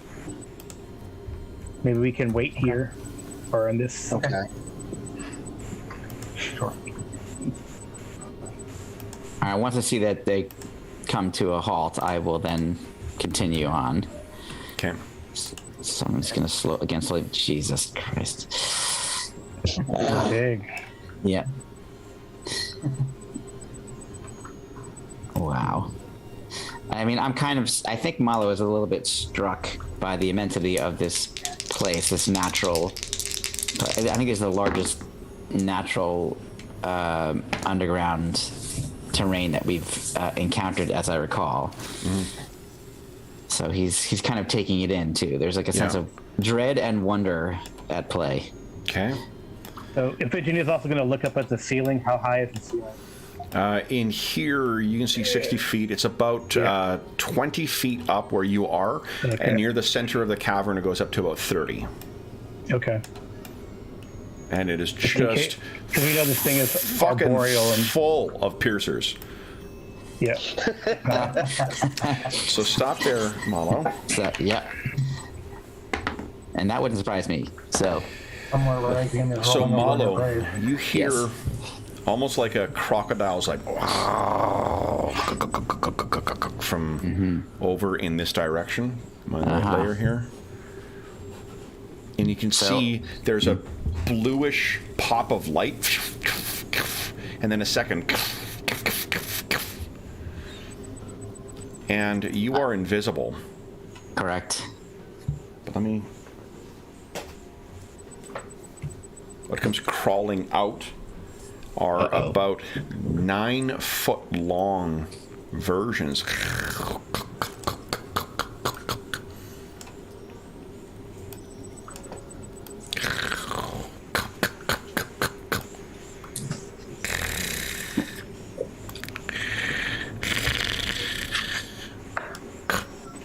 Because of course it would never just be one.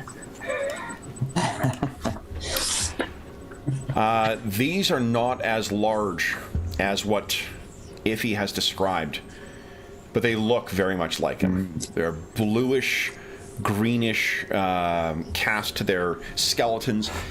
Their little limbs, there is 12 sets of them, and they're moving along. And as they open their mouths and their tongues lash around, tasting the air, you can see there's like current that runs across their teeth. Oh, interesting. Okay. And unless you do anything, they're just spreading I'm out. I'm pulling out a wand. Yep, Okay. I'm pulling out my wand. Okay. Smith's wand of fire, and my objective is to unleash a fireball down here, basically, and then right in this midst of them. That sounds like an interesting plan. Let's see what happens. I know. So it's This is my first time using it. And I do not know the fireball spell, so this is my first try with what this is. So And possibly last. it could be last. Yeah, exactly. That's right. You went right there. That's where I was going, Will. okay. What do we call it? 40-foot What, is it a flame rod? Rod of Smith's wand of fire. Oh, it's the wand you want. Yes. Is it the rod? Is it? Yeah. Okay, so the wand. Yeah. I can spend 2 charges to cast. So I thought you were taking out the rod that does the random thing. Oh, That's why I was laughing. Like, awesome. That would be fun. Looking forward to seeing what comes out. For you, I think more. So What does the rod do? Why would it? the rod's a random effect. Yeah, it Oh. could either be a fireball, a wall of fire, or Or a fire elemental. monster. Yeah. The wall of fire actually wouldn't be bad. It might keep the things from coming through. In keeping with our Night Below theme, I look forward to introducing fire otters into this campaign. Right. Okay. What I'm checking is the one. I can't remember what level or spellcasting ability Yep. you have it when you're using a wand in this. That's an interesting question. This is my first wand in Ash.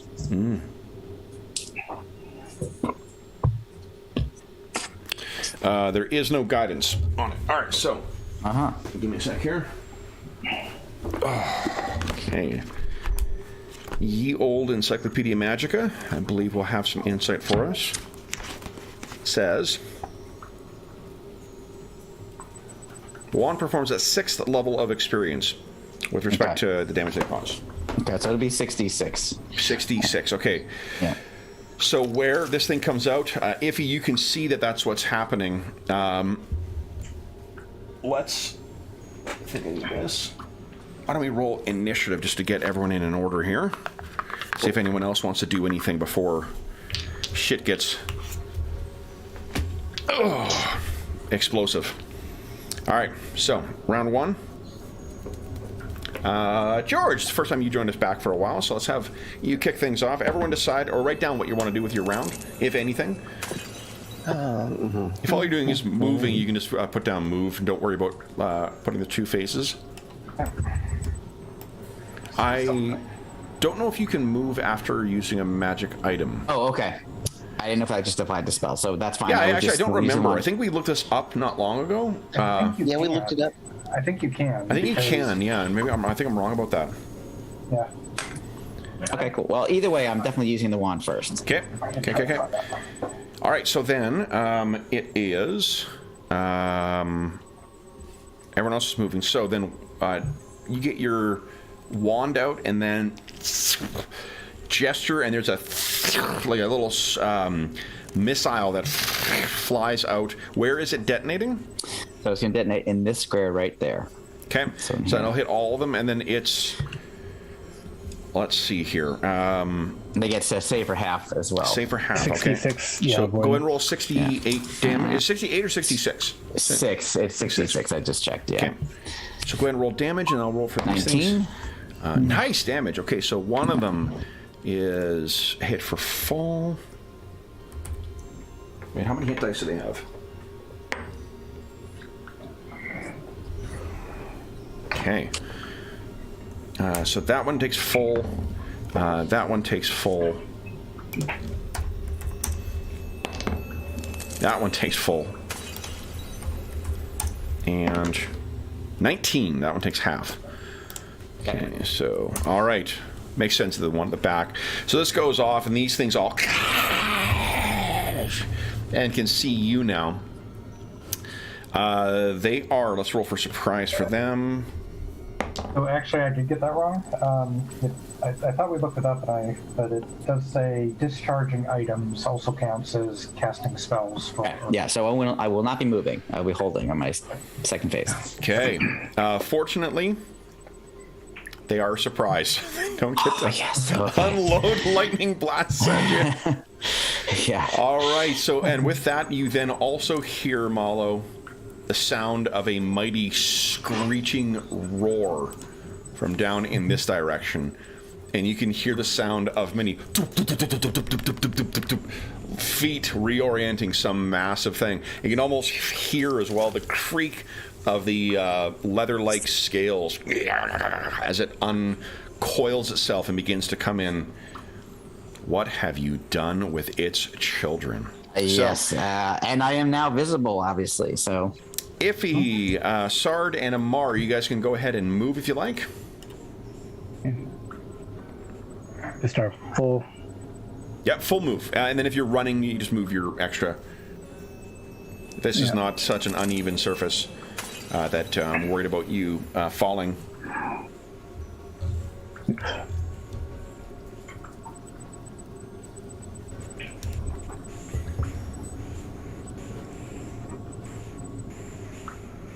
All right. Iffy goes racing off into the darkness. Yep. Sard and Amar. Let's see here.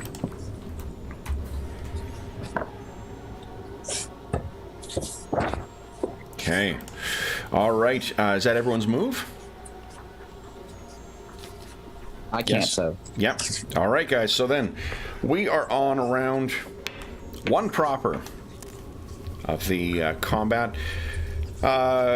George, you kicked my ass with initiative last time. I guess I didn't reveal it, but then... I figured. Let's everyone decide what you're doing with your round. And then we'll see what George needs to beat here. I'm I can move and then cast if I remember correctly. You can move and then cast in the second phase. Yeah. So you only move half your move. Yeah, which I think I want to do because I just want to get. Just here we go. I've typed it in. Okay. So I have that guardian spirit armor. How does that work, Kevin? I guess we'll figure it out. We'll need to. Okay, right. What does it say on the... It's the one that gives me a +1 to initiative. +1 to... Guardian. Oh, you treat your initiative as it's one... Well, one less on initiative. One higher, actually. Because that would be one less would be in... Yeah, no, one remember, higher. high initiative is good in this. Yeah. All right, so then... Everyone decide what you're doing. George, would you kindly beat my 3? Okay, here we go. Come on. Oh, no! All right, well, Even iffy, you still only got a 2. So. All right. So then, first up, we've got. I need Malo to give us 4 avoidance saves, please. Okay. Okay, here we go. 1, 2, 3, 4. 2 successes, 2 failures. Okay. You want to spend Astonishing Fortune? No. You know, I think does he know I'll- what these are for? Okay. Yes, I do know. I'm All right, getting so- lightning bolted by So 4 one of them, little yeah. creatures. So the first one, this will be full damage, i.e., 14 points of damage, lightning. Shit. Okay, this is not good. And now remember, you can spend Astonishing Fortune to I make a will save. for that. I will do it. I will do it for for that other failure that I had. For the other failure. Okay. So 14 yeah, because damage from the first I one. can't choose to do it once you tell me how much damage I. Yeah. Oh, absolutely. Okay. That's a, I'll do. All right. Then that's I'll a do it po- for this one. For that, okay, so you only take 7 points of lightning damage.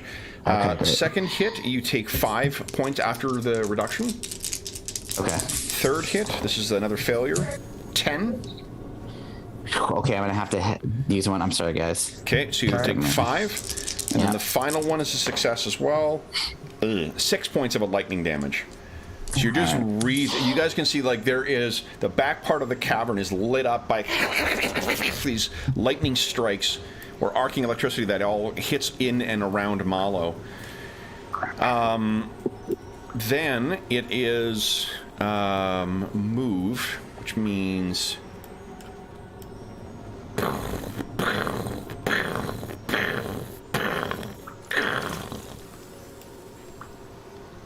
I just see its head peeking out of the darkness. all right. Then our heroes can move. So first phase, you guys can move half of your movement. Go ahead. Okay. 5, and we're doing 5, 10, 5, 10 for diagonals. Yeah. You If know I what? remember correctly, Let's. yeah. Why don't we just do every diagonal counts as one square, like in 5e. Okay. It's just Yeah. easier that way, to be honest. Yeah, And it cuts both ways, so you guys. that's true. All right, that's as far as I can get away from these things. You know, with a prorated movement too, that really does it screws you twice over because you're having to have your movement, and then you're also having to potentially lose stuff because you can't make the full move. Yes, that's true. Yeah. So.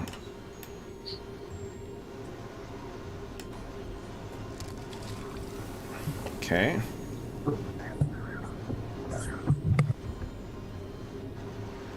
Alrighty. So then, good positioning, Malo.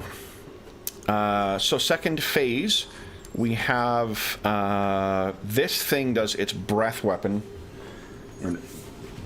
Yike. Yeah, yikes indeed here. Let's see. Yeah.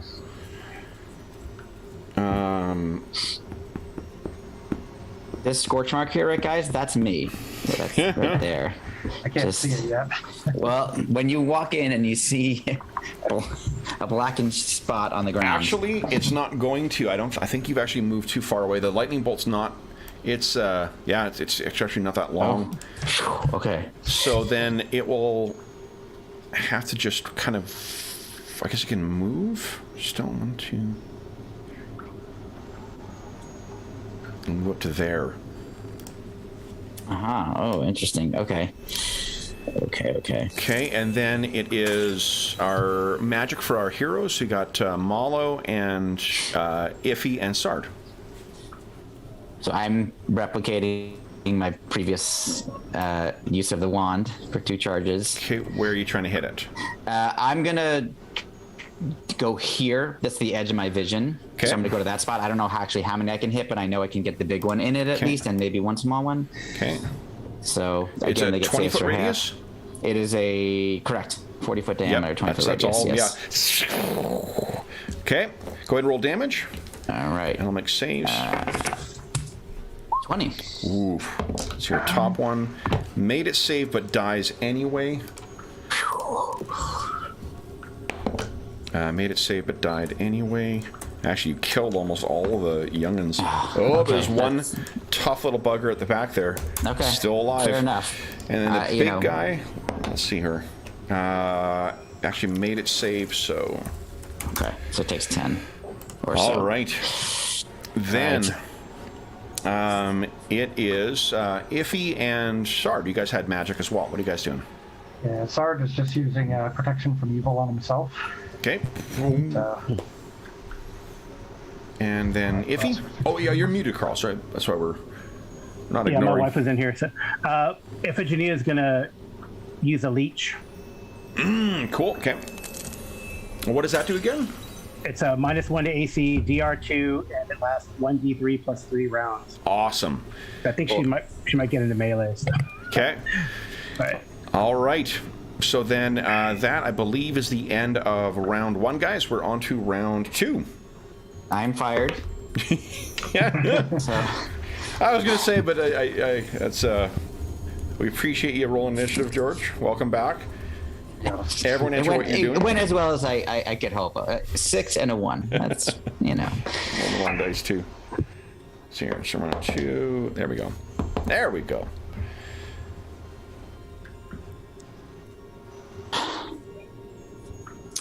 Shit. Well, So if you're worrying about getting up the scree, just assume it's difficult terrain, and it'll take you 2 to get up there. And I think I'm going to require you a dexterity check, not test, but Yes. check to get up, just to avoid. and if I were to run, are all of those things harder to do? Yeah, it's sort of like like trying to get up scree is kind of like. Yeah, you're scrambling. Yeah, like it just like by marbles. trying to like run is going to make it go down twice as fast. That's what I figured. Yeah. So I'm just gonna move. Here we go. Yeah, that's actually not true. You can sort of scramble your way up there. It's just it isn't going to make it any more easy to get up there. Just faster. All right. So then, Will, Yes. you kindly beat my 1. All right, so everybody's put it in. So here we go. There we go. Show off. Big show Awesome. off. That's great. I'll take it. All right. So first up, we've got melee. I got news from Malo. Oh no. And actually, because it's such a... There you go. Rawr. Oh, you bastard. Smash! He's hitting you. Rawr. Yep. Rawr. Rawr. Rawr. Rawr. I did not imagine a Bahir sounding like that, actually. We have the highest level of flash technology available in this game. By which I mean like paper, things on a popsicle stick. Okay, so what is your AC, Malo? My AC is 1. 1. All right. Yep. So then I need a 7 to hit you. Oh jeez. I rolled a 19. Okay, that just gets Higher me. than 7. Yeah. All right, so you take 12 points of damage. Full DR applies from that bite. I got no DR anymore, so that would just drop me to 0. Okay, I spend Astonishing Fortune to ignore the hit. I would do it. Yes. Do There's it. only 1 left. Okay. Okay. All right. Okay, so I you will narrowly do avoid. that. What's the scar that you're going to have for narrowly avoiding that hit? I think that what is it biting me or clawing me? That was the bite. That was the bite. Yeah. Okay. So I think it comes down and it actually does get my shoulder, but I punch its face and it kind of rears back. So I have this scar in my shoulder. Nice. Right there. And you know what? I'll bet you it scars partly because of it cauterizing, because of the current. It's almost like putting a soldering iron on you. So it's like sparks go. I'm like and knock it away, but I still Get away. All right, so have that for life. I need extra dice for all of its legs. So, Jesus. yeah. Alrighty. That's a follow, Bill. Okay, so here we go. What'd you say about lethality in this campaign? I can't remember. I got 2 nat 1s though. Oh, wow. So there's at least that. I did hit you Yep. 4 other times. Only 4? Okay. Only 4. So that, fortunately, I don't need to fish out new dice for that. Will doesn't want to see this. I don't want to see this either. 2 points of damage from the first claw. 4 points from the second. 4 points from the third. And 2 points from the final one. 12. Okay, so another 12. Yep, so that drops me to... Hi. Yeah, but somebody wanted to see... He wanted to see his dad fail. Hi, Darwin. Your daddy fought Well, the maybe I'll have him make a character, and he'll probably play it better than I did. Do you have So any I Astonishing dropped. Fortune left? No, we are 0 already. So I already we used had up all 0. the Astonishing Fortune. Yeah. Okay. I literally used all of it. So, this thing with all those claws, it then It's something that is very dangerous. death on legs. All right, so this thing smashes the thing that killed its young. We then have our heroes, so you guys can feel free. And looks like everyone is moving in the first phase, apart from Malo. Okay, so I'm I'm gonna there. twitch. Okay. And then, Will, you can move as well for the first phase. There we go. I'm still trying to find where everything is. Yeah. Yeah, Is this same it here. finally? No.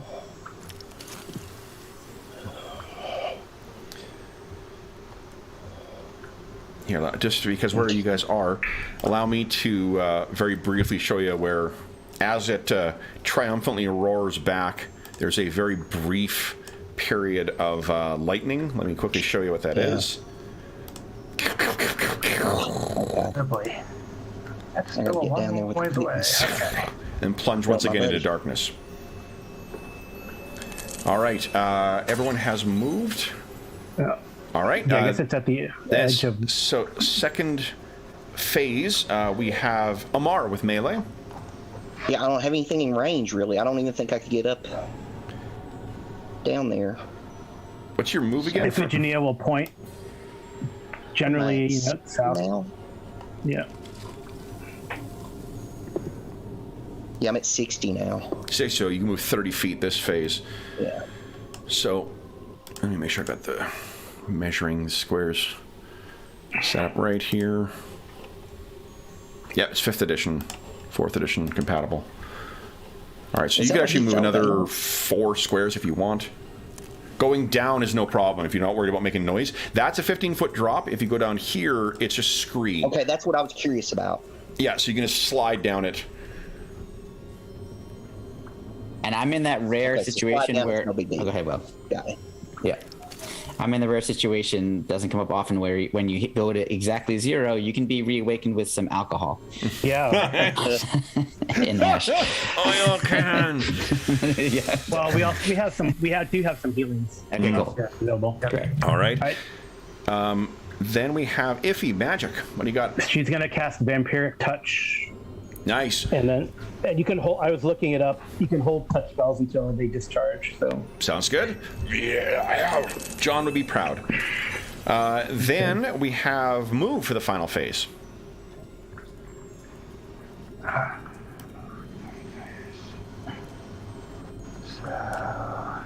Here. This thing. my- Cool. Cool. It's ignoring Malo and coming over to where Amar is. Yeah. Oh, I appreciate that he ignored me and didn't step on me Nice. 12 times. So I got the Berserker or the Leech for five more rounds. Awesome. Awesome. Awesome. Roll this. So 5 Okay. out of 6 now. Then we have, so everyone has moved. Okay, so I think it's end of a round, guys. So we're on to round 3. Everyone type in what you're doing with your round.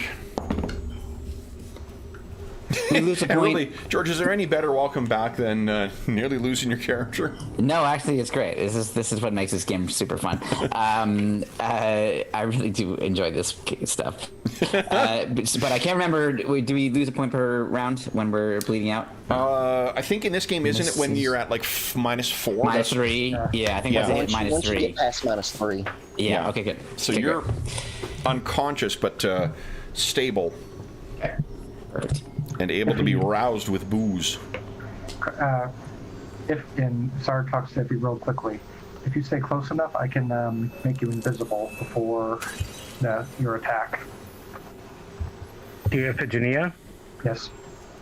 Yeah, I mean, she's not going down there until the next phase. So, I mean, Okay. I'm moving. But you would have to be in a hex adjacent to Sard touches him, and then the vampiric touch goes off. I know, it's reactive. Would that actually happen? No. Okay. I don't know. Iphigenia is going to get down there as quickly as possible. Okay. So you have to follow.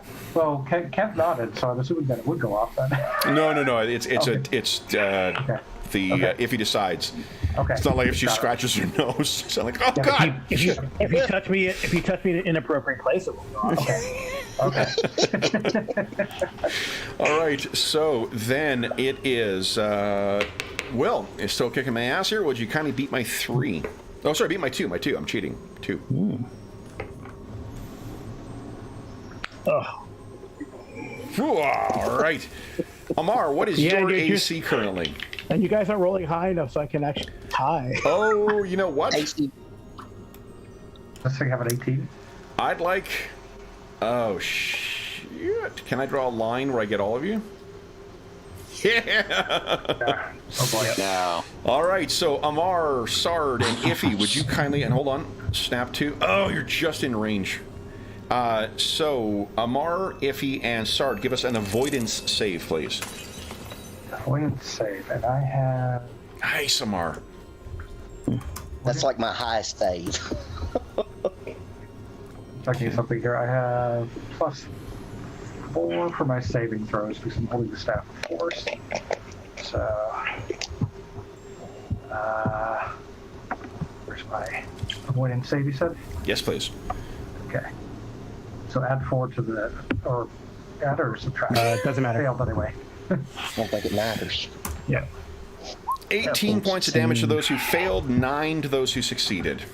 I think. Is Don't it- you have evasion or whatever? Amar? What's that, Iffy? What's that? Amar, do you have evasion or that as a monk yet? Like if you save, you No, take that's- nothing? No, that doesn't exist in this game. I thought it did. I can.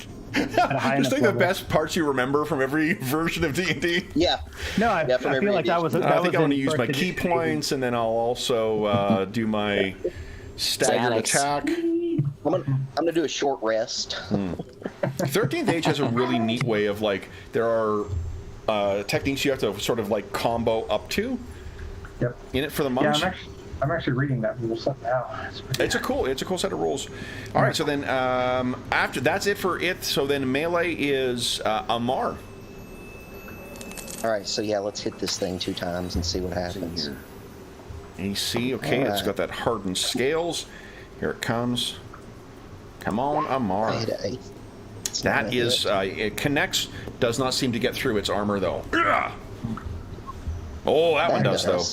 Nice. Yeah. All right. Anything else, Amar, or is that it for you? No, that's it. I got. All right. Then we have magic for Sard. What are you doing? Oh, you do Yep. damage, so you lose your spell. Oh, that's right. Yep. Okay. And then Iffy. He moved. Okay. Is that as far as she can move? Yeah, well, that's the first phase. For first phase, The second okay. phase, she's gonna run in and attack. Yep. So then second phase, go ahead and you're up first to Iffy. Looks like for with melee. Okay. Yeah, I guess I can. Maybe I didn't think that through. But this touching attack is touching an attack, or is it?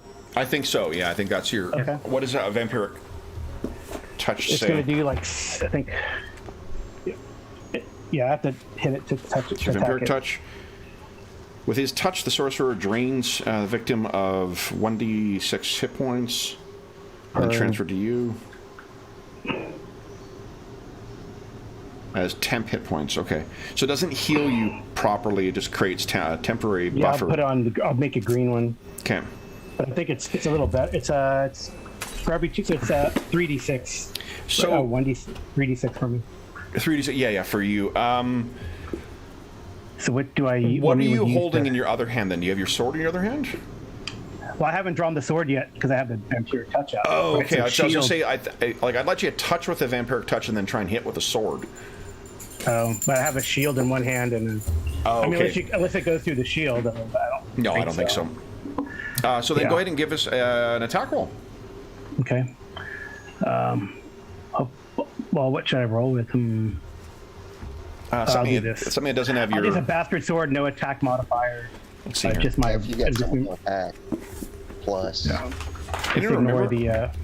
Don't remember how touch spells actually. You have to roll and attack with just. Unless otherwise noted, armor and shield protect against touch attacks. Okay. So it's just a same. Oh, why don't you give us a Yeah, d20 it's roll, just and then we can figure it regular. out from there if Shit. Shit. Yeah, Okay. Yeah, it's a bad roll. So it hasn't discharged the spell yet. You just haven't managed to get in and get a I rolled a 3. So. Yeah. Okay. So that, I believe, is the end of melee. Then we have nothing else of interest really happening this round, apart from this little one. 1, 2, 3, 4. Is still scrambling up, looking hungrily at Malo's fallen body. Yeah, I was worried about that. All right. Then, guys, that's the end of round 3. We're on to round 4. Here we go. Everyone decide what you're doing with your round.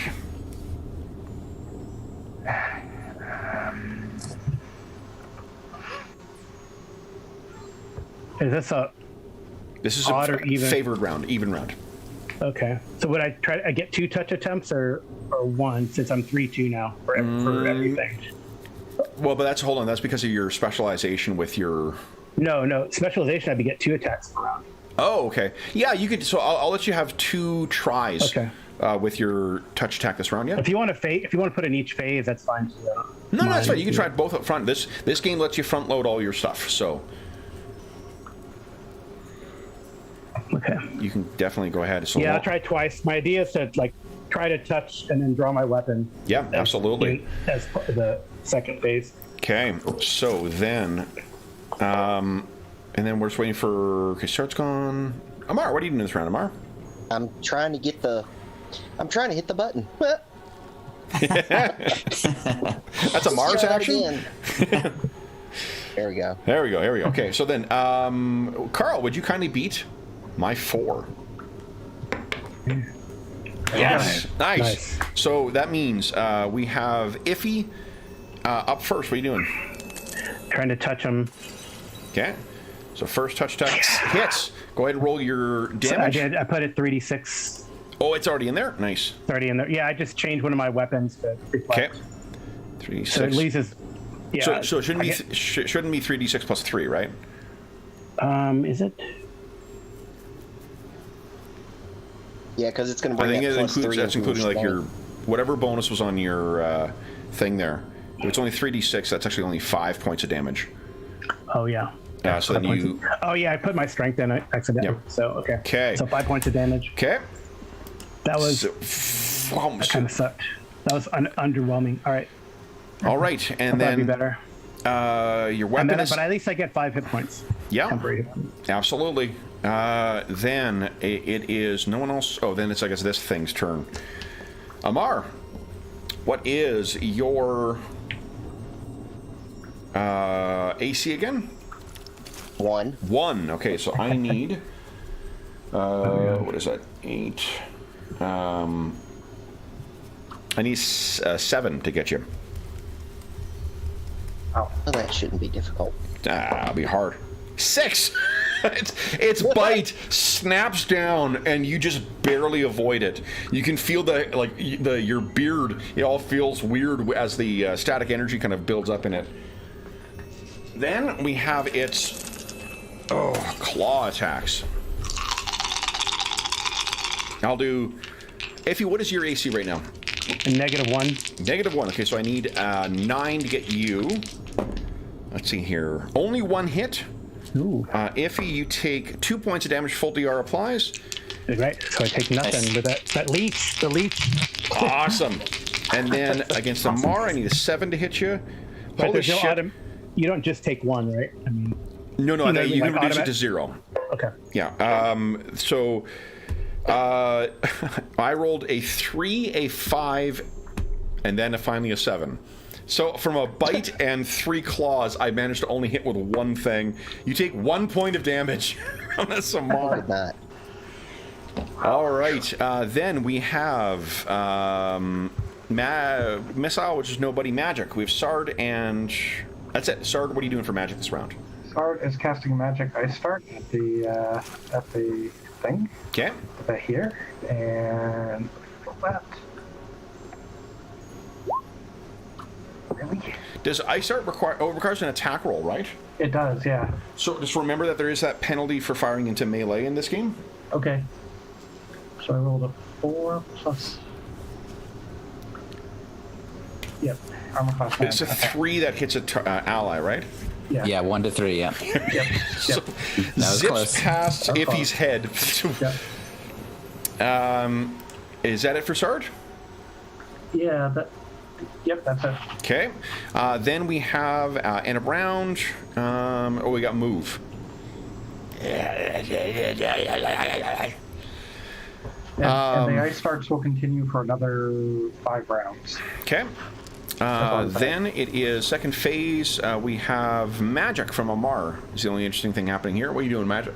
Or Amar? I'm using one of the, let's see, is it the beetle or no? It's the leech. The leech. Okay. All right. So you apply that. It's kind of spreads and like osmosis style kind of fades into your skin, leaving a discolored patch. And you have what, DR2 now? DR2 minus 1 AC for 4 rounds. Fantastic. All right. Then that I believe brings us to the end of the round. So guys, top of the round 5. Oh wait, no, it's on this thing's turn. It chomps onto Malo's ankle and begins pulling him back. Excellent. Okay. You know, they always say definitely best encounters have a goal-focused encounter, and this one would be to avoid Malo's soft bits being gnawed on by a baby Behir. Yeah, and just in general, guys, I would like to prevent that from happening in any situation. Yep. Okay. Well, I let Sard know that the one of the young ones is dragging Malo away. I don't think Sard can see that. Yep. No, we can't. So, in that case, I need to check one thing real quick. God, I love dynamic lighting. I just looked at the lighting that for what Sard can see and what Amar can see. Yeah, I can. You could probably take off, like, because I can see Malo's. So you could probably take that off because I can still see him with my information. Yeah. Okay. So let me do this here. Yeah, I'm assuming mine doesn't work anymore for him because my eyes. Yeah, that's what I mean. That's why I wanted. Because I could lose him, right? Eventually, if he gets dragged for enough away. This is why it's awesome playing with DMs. So, like, I don't want to fuck myself over, but I don't think I can see this shit anymore. Yeah. Okay. Yeah, sadly, Malo can. All right. Okay, so we got everyone in there. Then, Carl, you're still kicking my ass here. Would you kindly beat my 1? Yay. Hey, nice. 2. All right, so then first up we've got Iffy and Amar with some melee. All right. So Iphigenia with the sword. Go. That is a hit. Oh, okay. Not very good damage, but minimum damage. 8 points of damage. 8 points damage, okay. Yeah. So you hack into this thing's side. Sparks fly as some of its scales are severed. Do you have a second attack this round? No. Just because it's a broadsword, so it doesn't just. Oh, right, it's that new thing. All right, Amar. Whoa. Is that answered properly? weapons. What's going on here? A 4 and a 5. That'll do. Oh, A 2 on the second one. 4 and a 2. Yeah, that'll do it. That'll do it. So, vroom, vroom, this thing, you swing this thing around, but somehow, just with all the sharp bits on this bay here, you're not able to connect. All right, so then it means it is Behir time.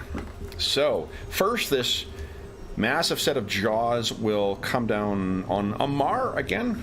It's facing sort of your direction. So here we go, Amar. I need a 7 to hit you. An 11. Amar takes 8 points of damage. DR applies. Oh, that's 6. And I got 3 claw attacks on each of you guys. First against a Mar. This is against a 7. It's 3 hits. Shit. And I'll tell you what the amounts are after DR. Okay, that's fine, Kevin. A total of 3 claws. 3 points of damage. After DR. Those leeches, you gotta start selling them in bulk. And then on Iffy, I need a 9 to hit you, 3 claws on you. 2 of them managed to connect, no critical hits. And you have a DR of what right now? 2? 3 right now. 3 right now, okay, nice. But it stacks, right? Yep, so you only take 1 point of total damage. All right, so actually it goes off my temporary hit points. Yep, very nice. Awesome. So it's only the Behir zone. I think because you suck the life out of the Behir, it's got like kind of a lightning manifestation to it, so it starts breaking down that like lightning barrier. Yeah. Sar, do you want to move? Yep. Where are you going? Well, let's see, that's 25. I can go since I'm running. And, You're getting in closer to it? well, I need to get to. Sorry, which direction is? You're trying to see me. You're trying to spot me. Yeah. Yeah. So Iphigenia points in this direction. Yeah. Okay. Good. But I mean, he's trying to stay. It's past the end of the creature. Okay. Okay. Got it. Like 20 I mean, feet. if what you're trying to meet your end of year goal of playing a character of every class, I'm happy to support that. Yep. Sar does have 3 hit points left right now. Yeah, you got to take a I wide. do know that he's trying to get around him. He can't see at all, so he was told that Malo's getting. That's all he knows. Okay. You do. Try not- You do. So what you should can have see, a potion of healing. Sar, right? This goes down 15 feet. It's scree that goes down, Okay. and then starting over here, this is a cliff that is 15 feet down. Okay. Okay. Yeah. I All right. can't see that, And so- then we've got the hungry tyke. Oh yeah.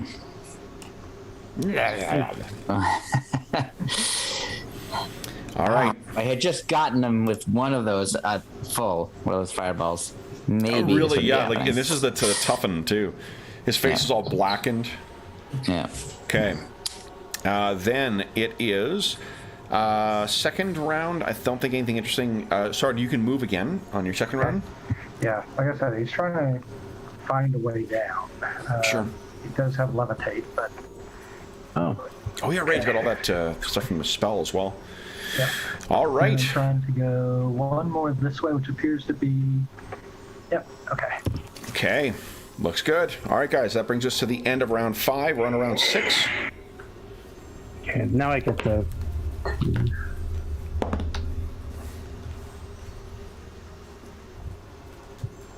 Okay. Okay. Probably can't see it yet. So, It's going roughly southeast. FYI. southeast. Yeah. Can you see it? Like, can you tell me about how far? No. Well, on my turn, I'll say something. I'll yell out. Got it. Okay. I was gonna have to use Okay. southeast, but I think. All right then. Carl, Yep. you kindly beat my 6. Nope. Oh. 6 on round 6. All right. So we got first melee. Once again, trying to get that tasty meat off of that monk. Monk meat. It's what's for dinner. No, it's not, because I rolled a 4 on the bite attack. Ah, that's. Once again, tries to go down. It's a baby. You can't Claws. quite figure out how to eat.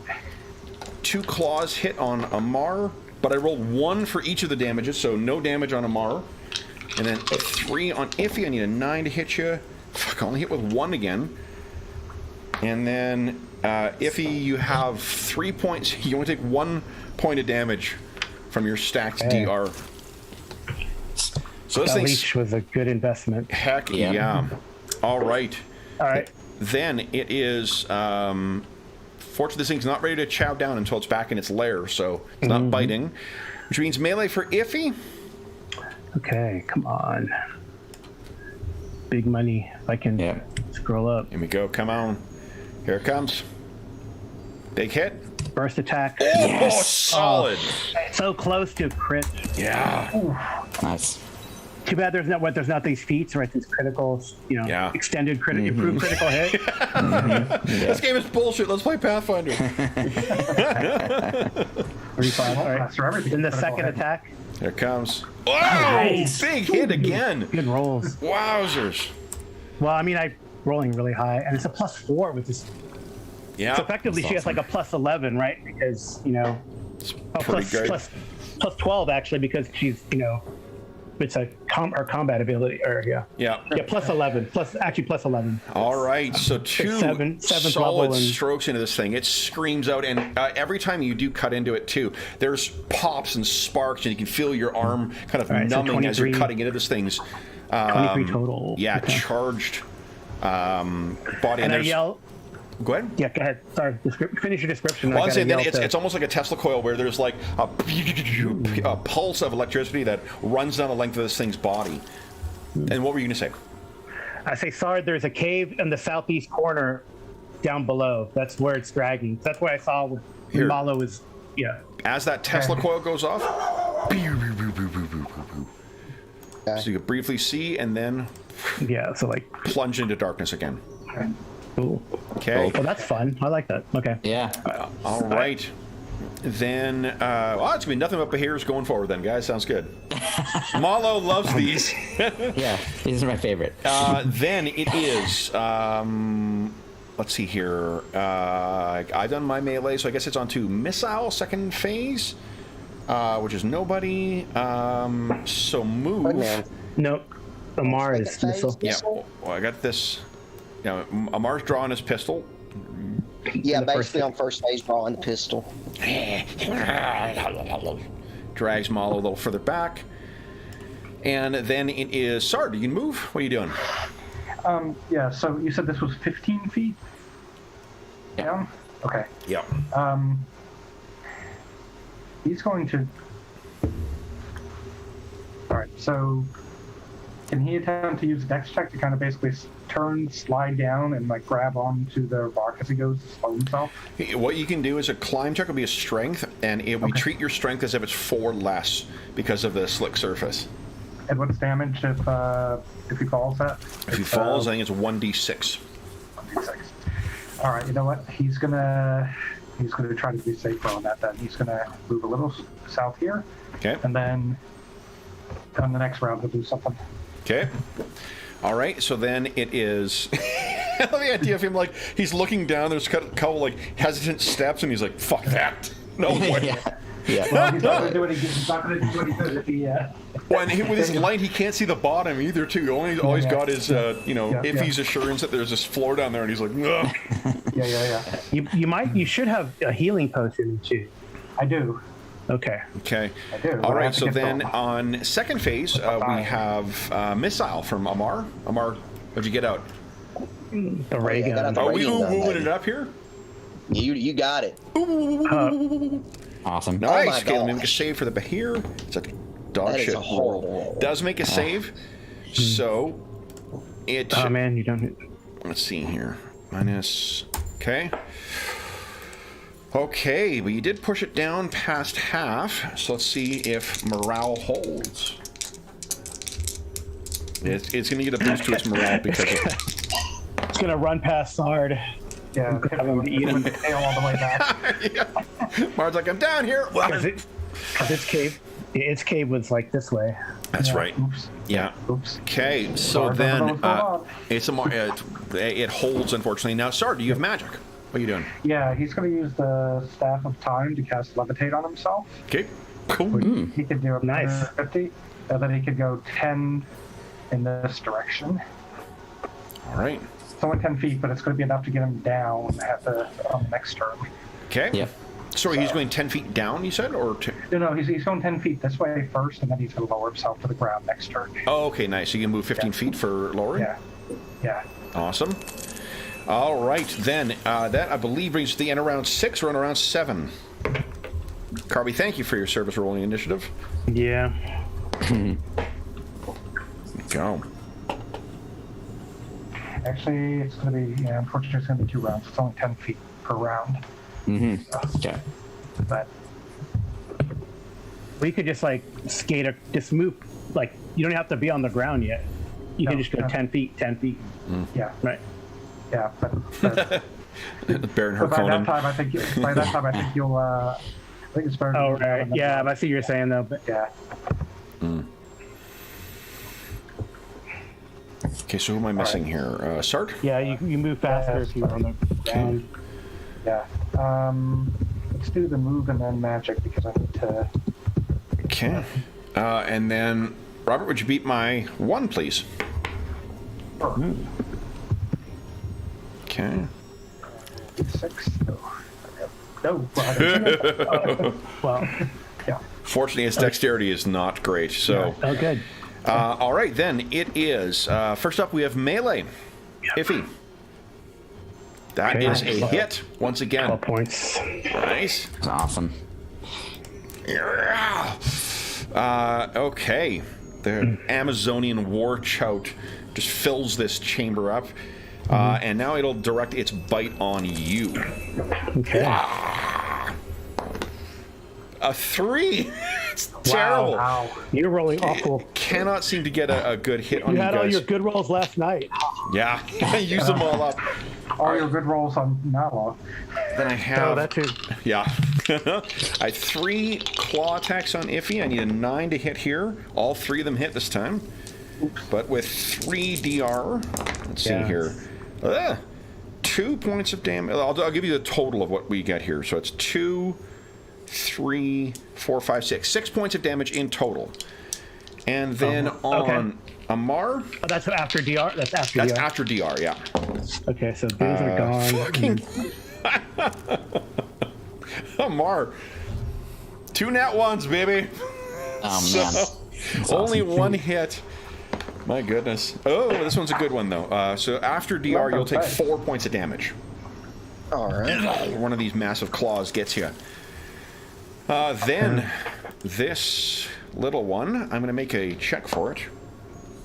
Ooh. It stops and kind of like... It starts moving over here. 1, 2, 3, 4. Interesting. There's more tasty meat. Things to play with. Okay. Which if it's moving towards Sard, you can't see it. Then it Well, is... You could heal yourself up a bit, maybe. Just drifting along. What's going on down here? Oh, God! All right. All right. So then we have Missile from Amar.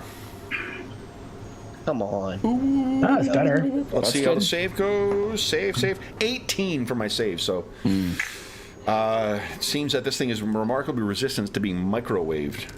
Ooh, maybe it's got some radiation properties in it. All right. It seems to be like the little like circles that are going out from your gun. Yeah. They seem to be like warping and disrupting on the electrical On field around this thing. Yeah. Okay. But it's getting definitely very, very hurt here. Then we have a move for Sard. Yeah, he's basically lowering himself 10 feet. Actually, I guess that's on the magic phase, right? So he can't actually move at this point. It's on, Right. okay. So then, Yeah, because that would be the levitate down. Yep. Sorry. so then, 1, 2, 3. No, it's on the move, but we've done it. It is? that way. Yeah, Oh, that's what we've done. Okay. Okay. Once it's a spell casting, but once the spell effect is Okay. Yeah. dependent. So he's going to lower himself 10 and then basically release the spell. It's 5 feet, which Okay. is less than 10. So 5 foot should be drop. fine. Okay. Yep. So using our rules, that's half the distance you fell, so that's 2 rounded up to, or 5. No, I'm kidding. I'm totally kidding. Yeah. It's, hey, somehow worked out to 92 points of damage. Falls in PF2 are so awesome because it's just half of the feet you fall. Yeah, that would that makes sense. Yeah. Okay. So you are down, Sard. Do you have any other move left, or is that it for you? I think that would be it, right? Because that's part of Okay. that's the only move that he can do using the Okay. Then that, I believe, is the end of the round then, guys. We're on round 8. So let's do. Let's see here. Everyone decide what you're doing with your round. Whoops. Using the magic potion, that would be considered using healing would be considered magic, effectively. I think you can draw and drink your potion in the same action. Okay, as a move action. Okay. Oh, no, as your action. It's an action to do that. Okay, whole action. Okay. Yeah. whole round.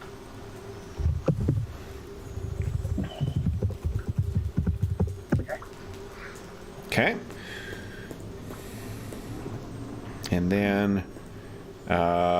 is that everyone? Oh, Amar. And Amar's in the Iffy. soul. Get you there. Oh, Amar's in the Iffy. What are you doing this round? Oh, I haven't put it in. Sorry. It's all right. So we're on the melee times This 2. is We're a on the- favored round, Yep. yeah. Yep. All right, so then, Robert, you beat me last time. Can you beat my 3 this time? Come on, Robert. There you Keeping go. it interesting. Oh, all right. Keeping it interesting. All right, so first up is melee. Iffy, can you take this lightning dragon down? I don't know. Okay. All right. We will see. Mindbreaker. Oh, Ooh, solid hit. Look at this. first hit. Oh, nice. Dang. Second one is down. Nice. Okay. Awesome. So you stab this thing, and it's kind of sweeping around for another hit, and you can see that you stab to the side with one hand, and it catches it right in the neck, and it kind of pulls back, sparks flying out. It slams its head against the cavern wall, and then falls down limp next to you, Amar. If you can still move half of your move if you like. Remember, your movement's always prorated, and you can always move after you make your attack or between attacks. Okay. Are you talking to me or Carl? To Iffy. Yeah, she's gonna start moving. Oh, I can see the baby. Can I yell out? So I've worn Sard. Yeah. Okay. The baby's like 25 feet southeast of you. Okay. All right. Then it is missile. So Amar, you're up first. Yeah, I can't see the thing. I was going to shoot the big one, but I can't see where that one is, so I'm not going to do anything. Okay. Then, unfortunately, I do have another melee. Sard, let me show you a quick source of light here. Lightning coming at me, huh? You can see the lightning kind of play up. They like their food cooked. Can you give us an avoidance save, please? I'm Robert. Sure. I might be starting to do my next character very soon. Is that avoidance? You didn't With drink the this- potion? That comes after missile, I think, right? Oh, yeah, it does. You're right. Yeah. And add Nat 4 to 20! that. Beautiful! Nice. Nice. So this It is might half not damage. matter, but- Hold on, is it half damage or no damage? Let's see. Let's see. So Nat 20. That was good. You made it. Yeah. Well, Yeah. it means you won't be dead, right? Yes, that means I won't be dead. It's like, here, I'm here to help. Oh, but first I need to drink this potion. So it's half damage. If I roll, Yeah. I'll roll in chat. That's good. You could be down. It's It'll possible. be down. I'm sure it'll be down. You should roll like crap. If I roll all nat ones, he's okay. Yeah, No. he's out. The opposite. He's down. 7 points of damage. You're caught up in its sparks, and this thing kind of happily chirps afterwards. And DR applies, you said, or no? Not against lightning, no. Okay, not against lightning, yeah. Okay. All right. Then it is. So you guys saw that spark and saw that happen. Then it is. This thing just saw his mama get That's killed. it. I mean, I already moved, phase. so. Second Yeah. phase, you can move again if you guess. If you wanted. Well, are you sure? Because I attacked twice and Right, but you can always move. Remember, your movement's always prorated across both phases. Okay. Yep. And because Amar didn't, Amar, you could have moved as well in that first phase if you like. Oh, okay. Yeah, because you chose not to make your then melee let's- attack, so I'm fine with you. One, you could follow Virginia if you want. I see a baby. Yeah. Arcs Okay. down. It sees Amar come into range and happily kind of. yeah. You think happy till I get my radium gun on your ass. Hey, did you just see they just killed your mama there? Okay, I'm then gonna go into guys, Berserk. that's the end of round 8. Let's quickly do round 9. Yeah. There we I have go. no more leech, by the way. So let me Go. change that. So everyone decide what you're doing, and then it is still Robert. You tied me last time. After -3, you start bleeding out, is that right? Yeah. Yes. Okay. Yeah. Well, I'm easy then, so. There you go. Can't get All you right. close enough yet to hit it, Carl. I'm gonna go after. I see Malo. That's what I say. Okay. Okay.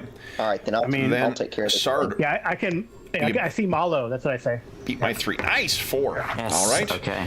So first up, we've got melee. So I guess this thing is going to scramble forward. So we get a bite on Amar. And all these little tiny claws. It actually misses with its bite, and then it's got teeny tiny claws. I think you still have like 2 rounds of the. DR, yeah. This is your last round of the DR, I think it was. Did you have So 4, here. right? Yeah, I got 1. 4 rounds. So that's 5, I 1, think 2, this is my last round because you rolled higher. 6. Yeah, I rolled a 6. Okay, so I hit you twice, but let's see if anybody gets through the DR. 1 point. 1 point gets through your DR. Amar. And it's like happily chirping and trying to drag you down. It's got scorch marks across its scales. Then we have Missile. There There we go. Nice. I failed my save. Yes. So you completely irradiate this thing. Whoa. Awesome. All right. So you guys will have time to stabilize Sard, and you will have time to get to Malo. There is nothing else in here. I throw a potion down Malo's gullet. Okay. Or actually, it's better to use a vampiric sponge, and then use a 2 potions on me. How do those vampiric sponges? I feel like it was more efficient to use a vampiric sponge, right? So The sponge was if you sacrificed X hit point, the recipient would get 3X hit point. Oh, it's 1 to 3. yeah, Yeah, Okay. it's 1 to 3 if I remember properly. Yeah, so I could sacrifice.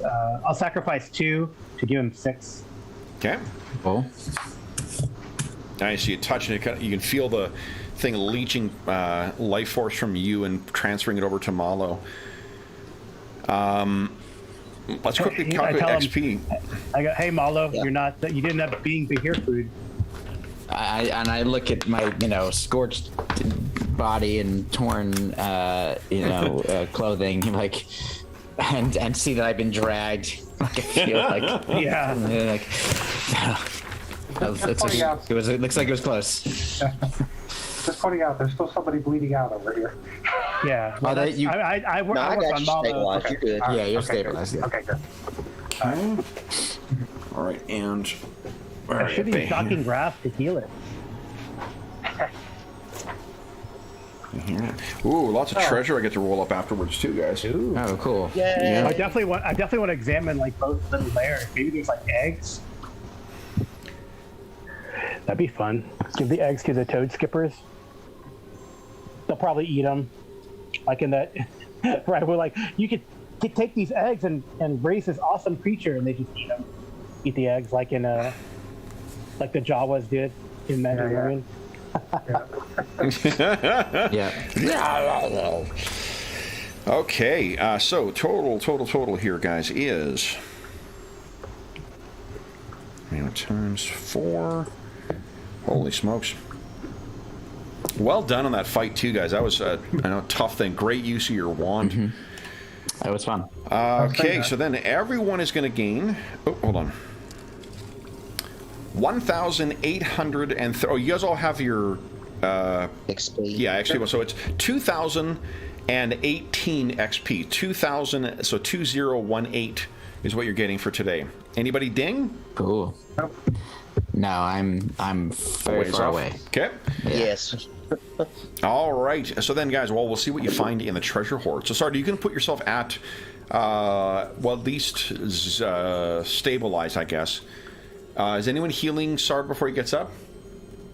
Let's see here. I think I have a Your healing ghost potion. magic chiropractic? What is it? Can you type the XP? I had to get my calculator out. Yeah, sure. 2018. 2000. Oh, that's easy. Okay, because adding 1,000 to 956. Nice. Okay, so then, guys, for those listening at home, thank you so much for joining us for session 68 of the Reavers of Thule campaign. As is always the case, if you have any comments, questions, or concerns regarding the game, the campaign, or the session, the game, or the campaign we're playing, please do not hesitate to do any one of the following. You can leave a comment in the comment section of the video, and I'll endeavor to reply in a timely fashion. You can find a link down below to the Dungeon Musings Discord server, where all of us are active, and we have channels dedicated to this game, this campaign, and every other game we run on the channel for the most part. In addition, there is you can reach me on Twitter at Dungeon Musings and by email at dungeonmusings@gmail.com, although I'm way behind on responding on those.